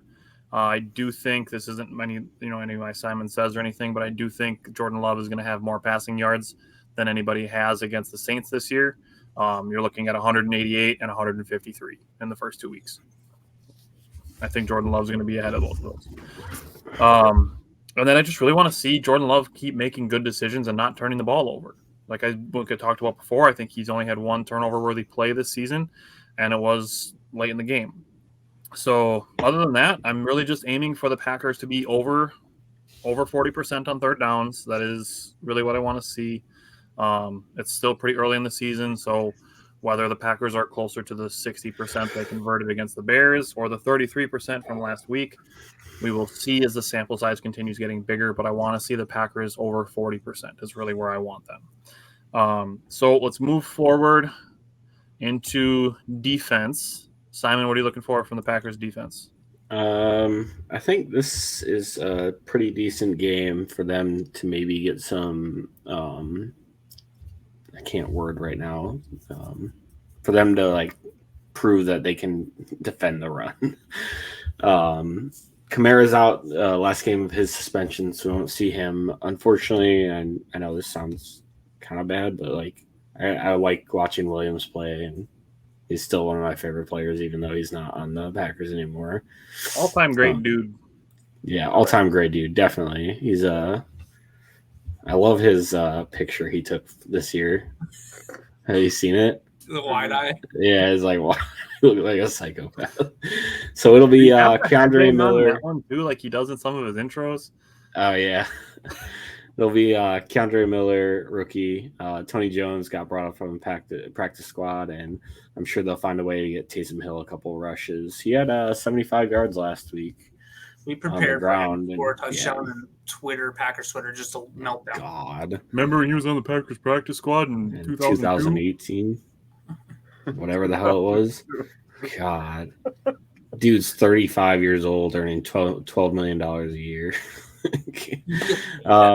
I also think Jair's going to be looking for a bounce back week this week versus Olave. Olave's killing it this year. He's having a super solid year.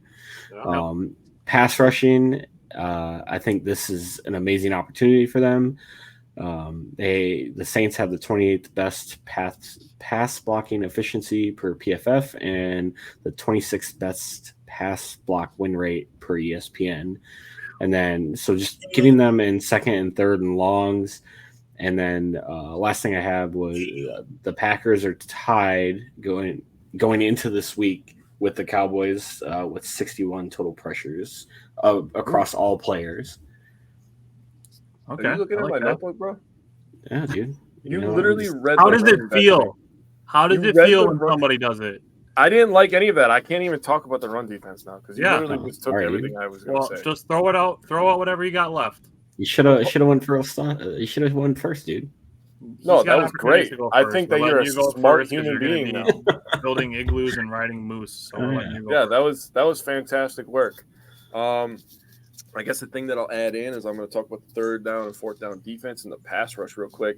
Packers have a 45.5 quarterback pressure percentage. So that's one of the top 5 in the NFL. I forgot what number it was, and I didn't write it down fast enough because I'm a dumbass. That will need to continue to rattle Derek Carr, who was a career 29-44 on the road in his career. Saints have given up 6 sacks in 2 games, so that's not great. So the Packers can get to Derek Carr, rattle him a little bit. You already heard week. Yeah, not Bears level bad, but it's not good. Get off my notebook. I think they've given up 8 sacks so far. Bears, 8 sacks. Yep. No, the Saints have given up 8 sacks so far. I thought it was 6. Bears have 8. So you heard the running backs. The running backs are not great. Taysom Hill's literally the only guy that I'm worried about. I'm not worried about Kendre Miller or Tony Jones. Tony Jones had 34 yards last week and 2 touchdowns on 12 carries. That's not outstanding stuff. So to third and fourth down defense, the Saints are picking up 43% on third downs. That's a pretty solid percent. But on offense, they're not great. They have not scored a touchdown. Where is this? Saints haven't reached the end zone before the 3-minute remained in the third quarter in both of their games. So they have not scored in the first half. They only have 3 total touchdowns. They've scored 16 and 20 points. That's not great. So if the Packers are going to have a week, it's going to be the home opener against this offense. Let's get it done. Bryant, what are you looking for from the defense against the Saints? Yeah, so they pretty much hit on everything that I was going to talk about. I'll just go in kind of my key of the game because that's pretty much what I'm looking for the defense. But it's just to get after Derek Carr. This is the first quarterback that we're going to play that really doesn't have the potential to run away from us. Desmond, like I said, Desmond Ridder kind of surprised me last week. I knew he was athletic, but he definitely showed it a little more than I had anticipated. Derek Carr is not going to do what Fields and Ridder has done. He's been, like I said, he's been sacked 8 times. So get to him and bring him to the ground. Our force errors. Hopefully, Jaw plays. I know he didn't practice today. He hurt his back, or his back was bothering him. That will be a big one for us because if you watch Derek Carr kind of play, if his first read is taken away, he struggles a little bit. He kind of starts to panic a little bit. He's a good quarterback. Don't get me wrong. He's going to put up yards, but he'll make mistakes. Good is a word. Yeah. I mean, he's a serviceable quarterback who can have big games. So if we can get him off his spot and take away his first look, I think we're gonna get to him, and we're gonna complete those sacks this week. So that's a little foreshadowing for my Simon Says, but yeah, just really pressure him. I'm looking for the defense to put a lot of pressure on Derek Carr. So if we're jumping into keys, and this ties into mine, I want to reiterate Simon's point about not letting the Saints get into third and short situations. That's a really big deal. I think that's what created a lot of the problems in the Falcons game. Now, my key to the game is not letting the Saints get in rhythm. That's what the Falcons had, was they were super balanced with what they were able to do with their runs and passes. They had one working off of the other, one setting up the other, and they were able to use both. If the Packers are able to stop the run, they will have a better opportunity to be able to focus more on the passing game and on a player like Chris Olave, who Simon brought up. We talk about Ohio State. We don't love them, but there's no denying they turn out a lot of really good wide receivers. That is true. So Harrison coming out this next year might be better than he might be the number 1 overall pick. So Paul said Carr is nothing compared to Fields or Ritter. We can put pressure on him and rattle him. He's nothing compared to them as far as the legs go. You don't have to worry about him running on you. I would say he's a smarter quarterback than both of them. I would agree with that. He's less athletic, but he's got to be smarter because he's a pocket passer. Before his injury, he was an MVP candidate. So, I mean.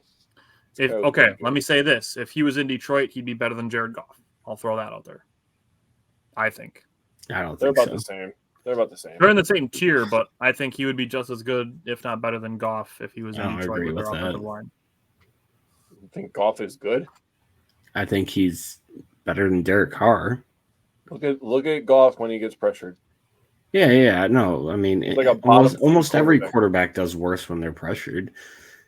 Yeah, but Carr's numbers when pressured are probably way better than Goff's numbers when pressured. So that's something I'll have to dig into.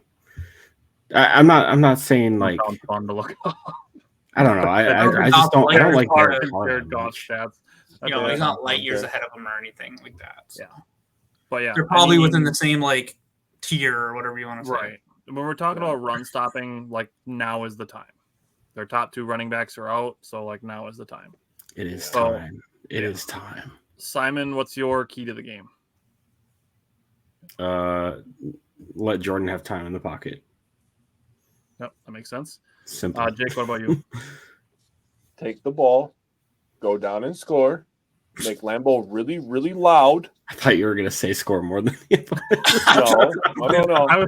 No, Take ball back been a theme for me. Put ball in end zone. Get ball back. Put ball in end zone. This has been a theme for me this week. I'm being serious right now. It's been a theme for me this week. One of my keys for the Badgers was to start fast because they started slow. Yep. And what they do tonight, they started fast. They went on the field. They scored a touchdown right away. It completely set the tone for that football game. I want the Packers to take the ball. I want them to go down the freaking field. I want them to score a touchdown right away, get Lambeau rocking, and then the defense do their thing, get after Derek Carr, and let's just go from there. Start on fire, end on fire. All right. Bryant, what's the matchup you're watching? So the matchup I'm watching, we've kind of alluded to, we've talked about a lot. We've talked about with our keys of the game, the trenches. If we don't win or break even in the trench game, this game, it's going to be hard for us to win. If we're letting them run the ball on us with really no true running back. Keandre Miller's up in the air. We don't really know yet. He's a fast guy. He's very fast. So if we're letting him run on us or Taysom Hill break off big runs or anything, or we're letting Jordan Love get pressured, we're probably not going to win the game, not against this defense. So really just the trenches. This game is going to come down to the nitty gritty of winning in the trenches. So my matchup is Joe Barry versus the New Orleans run game. Now I posed this question to Jake earlier about maybe running some 4 down lineman sets. So that's where I'm coming back to this, and then just trusting your corners in some one-on-ones. We brag about the Packers cornerback depth too. Maybe just, I'm not saying every single play, let them go 1-to-1, one-on-one, man-on-man, and play a ton of man-to-man defense, but here and there, just mix it in and just throw in some sets where you have some extra big boys on the defensive line, because we've seen some of these rookies play pretty well in the defensive line. Like Carl Brooks, Brenton Cox, and Colby Wooden, they've put some good things on tape, and I know the sample size is small, and we haven't seen a ton of them, and it may be one of those things where it's like you haven't seen a lot from a young player, so you don't know what you're going to get, so you have a harder time scheming against them. That's something you could throw out there, but really just kind of mixing up what they're doing on defense to stop the running game. So that's what I'm looking for, is Joe Barry mixing things up against New Orleans running game. Simon, what's the matchup you're watching? Our offensive line versus the Saints D-line. Jake? I have both sides of the ball. We got to win the line of scrimmage. Here's a weird stat for you. And I actually agree with you. This is the week to let the corners go one-on-one. Last week, Derek Carr only attempted one pass over 20 yards. So he's really just dinking and dunking. So we gotta get on your team. Take some fucking shots. Yeah. Rashid Shaheed's not a bad wide receiver either. And now Michael Thomas is getting healthy and playing well too. Yeah, he doesn't go 20 yards on the field. So that's true. Huh. Yeah, so maybe he is Jared Goff. Scrimmage. Yeah, he is. Seriously, that's why it's actually a pretty good comparison. All right. Bryant, who's your X factor? Rashawn Gary. It's time to take the gloves off. We're on home field, grass. take the gloves off and release the beast. Like, let him go. Hold on. Please. He's 2 games in now. We've seen what he can do. We're not playing on turf, nothing. I know he's a little limited this week, and we got a game in Thursday. I want to see 30-plus snaps, hopefully into the 40s this game from Rashawn Gary. So speaking of Rashawn Gary, he only has 30. He has 25 pass rushing snaps this year. He has 8 pressures. Yeah. That's 33% disgusting. rate. Like, let him go. So 1 in 3 pass plays basically that he plays. Yeah. He's getting a pressure. Yep. Cool. My X factor is Jair Alexander. He needs to be the sure tackling lockdown corner that we know he is. And I think I agree with Simon. He said it at the very beginning of the show that this might be one of the worst games that Jair's had in his career against the Falcons. I think that's true, and I think that he needs to not just bounce back to being good. We need to see like a signature Ja versus Justin Jefferson type performance from Jair against Chris Olave this week. So Jair Alexander is my X factor. Simon, who's yours? Left guard, whoever they decide to play. I think they have a tough task, and Sean Ryan's an unknown. Royce Newman, we'll see. Hopefully, as you alluded to, it's nice to see him not just get beat up off the snap. So we need some consistency while Jenkins is out. Which Jenkins is not going on IR. That was reiterated again today. Jenkins himself said he's not going on IR. So that means that they think he's going to be back within the 4 weeks. So that is encouraging. He's back after the Thursday game. He'll probably be out these next 2 games, and I bet he'll find his way back on the field. Yeah, after the 10-day rest. So, yeah. Well, and after the Raider game, they have a bye too. So if he misses 3 weeks, if he's not on the 10, he might go out there. That gives them 4 weeks, but only three games. That's true. So that could be a factor as well. Jake, who's your X factor? I went real cliche, but it's Jordan Love, man. Your first time under the Lambeau lights. I know it's not going to be the lights because it's going to be the daytime, but I wanted to kind of set the mood. You made some mistakes last week, like giving the wrong live word on 4th down. You threw a really horrible pass. You got lucky it didn't get picked off, but you also looked really good at times. So show you learned from last week, show you learned from your mistakes, and do something that Rodgers struggled with, in my opinion, for a long time, and show you can beat an elite defense. Okay, so Paul said Jair is going to ball out 2 weeks in a row isn't going to happen. And I agree. He's got plenty of track record to show that. So, like I said, got to keep an eye on his back. You know, how conservative the Packers are. If he's not 100%, he's probably ain't going. Yeah. Okay, so Jake, back to you. What's the weather going to be like? Tyler, I sent it to you. I know. You know I'm not lying about this, bro. I know. The weather for game time is 69 degrees. Yes. I literally sent the screenshot to Tyler to show that I was not just making this up. Winds southeast at 9 miles per hour. It's like, I'm telling you, they find us, bro. You know, Derek Carr's attempted 69 passes this year? All the 69s, bro. It's like the movie 23. Too bad the wind didn't say wind is 6 to 9 miles an hour.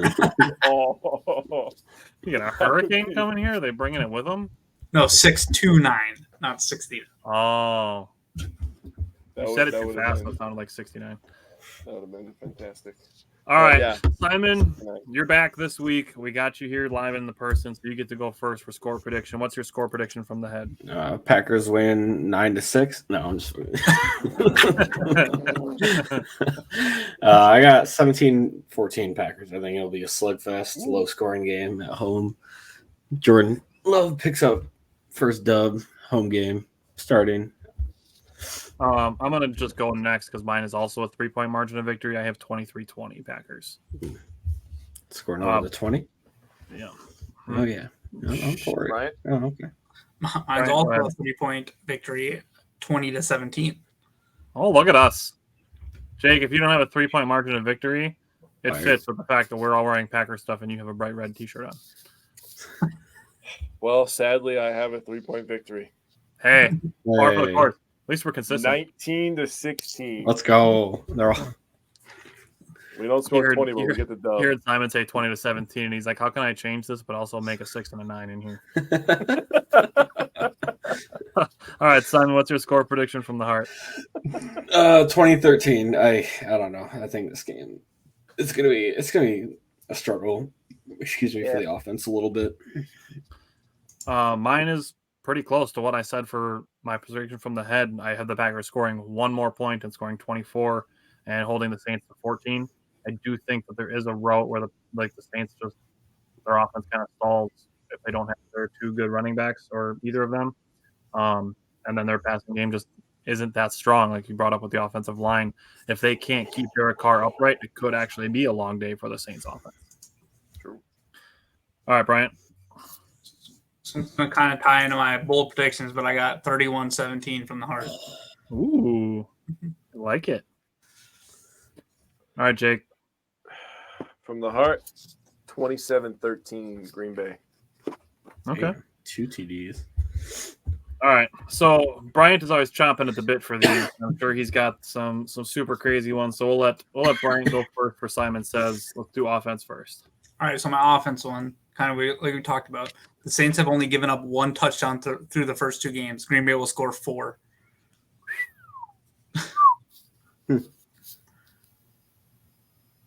I had it at 3, and I was like, is that bold enough? I'll go 4. Simon, what do you say? Yes. How do you? Oh yeah, I'm for it.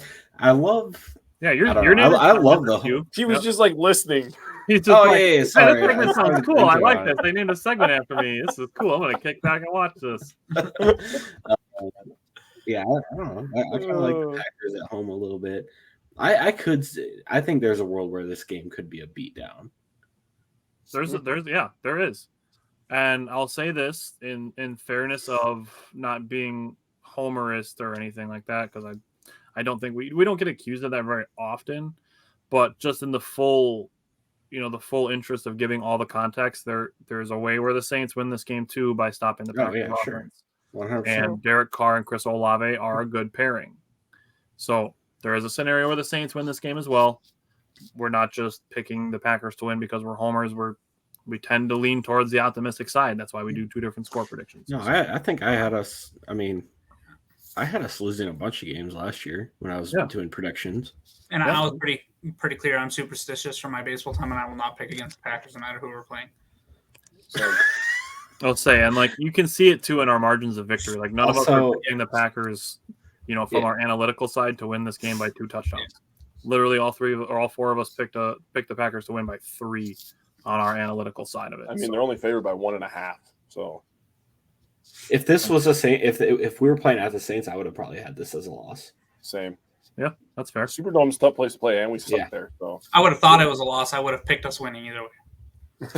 I do not pick against the Packers. It's just a superstition thing for me. But I'll put us very close. All right, Jake. What's your offensive Simon Says? Jordan Love, 2 touchdowns, 255 yards, 135 rating.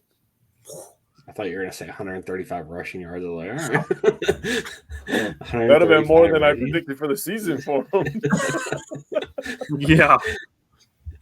Sure. I like it. I don't think 2 touchdowns is even out of the realm. I think it's really just the 135 rating. Yeah, the 135 rating. Yeah, I'm for it. So my offensive one is 3 touchdowns for Jordan Love. His 3rd straight 3 touchdowns, no interception game. I think this is the week where he turns the ball over.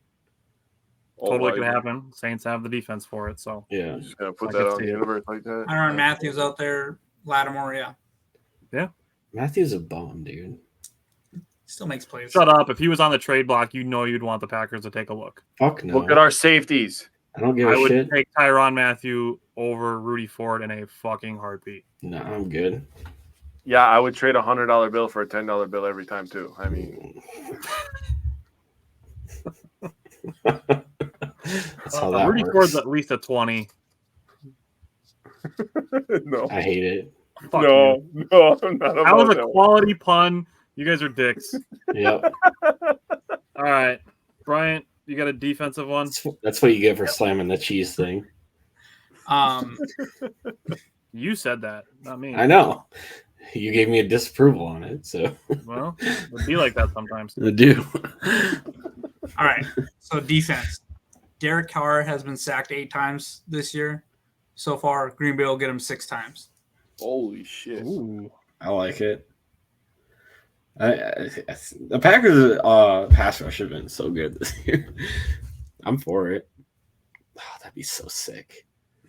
All in the first half too, just whoop his ass. Taysom Hill's in that quarterback. Yeah. All right, Jake, go ahead. Well, Bryant wanted Gary to go crazy. I have Gary 2.5 sacks. I wanted to go 3.5, but that was fucking. I really wonder how much the coaching staff is like gonna hold him back before they just like give him a full slate. So my defensive one, it does tie into another pass rusher, and I think this is going to be inspired by what I saw from him on the tape against. Wow, you show up at the end of the show, James. The Saints guy finally shows up at the end of the show. Oh, yeah. This comes down to what I saw from Lucas Van Ness against the Falcons, and what I saw from him against the Bears.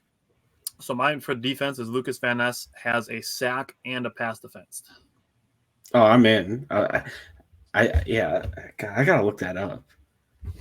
Yeah, I'm in. Bro, I'm telling you right now, if he intercepts a pass wearing the elbow like brace, he is JJ Watt. He is JJ Watt then. Oh man, I would have to go back and clip myself talking about that when we did all of our draft prep. Oh no, you didn't. Never mind. All right, Simon, do you want to throw any Simon says out there for yourself? Yeah, I got one. Jair has a bounce back game and holds all receivers he's defending to under 20 yards. Ooh, I like it. I don't know, man. I'll say 50. I'll say he holds them under 50. That's not bold enough. Olave is one of 3 receivers to go over at least 85 in the first 2 weeks. Him, CeeDee Lamb, and there's one other guy. But that's tough. I'm gonna say no. I'm not gonna lie to you. Okay. I think Jair's mad. So unless they're gonna dunk him the whole time, then he might give it more than that. But I don't think he's getting beat down the field this week. No. Yeah, definitely not. All right. Anything else you guys want to throw out there for this game? No.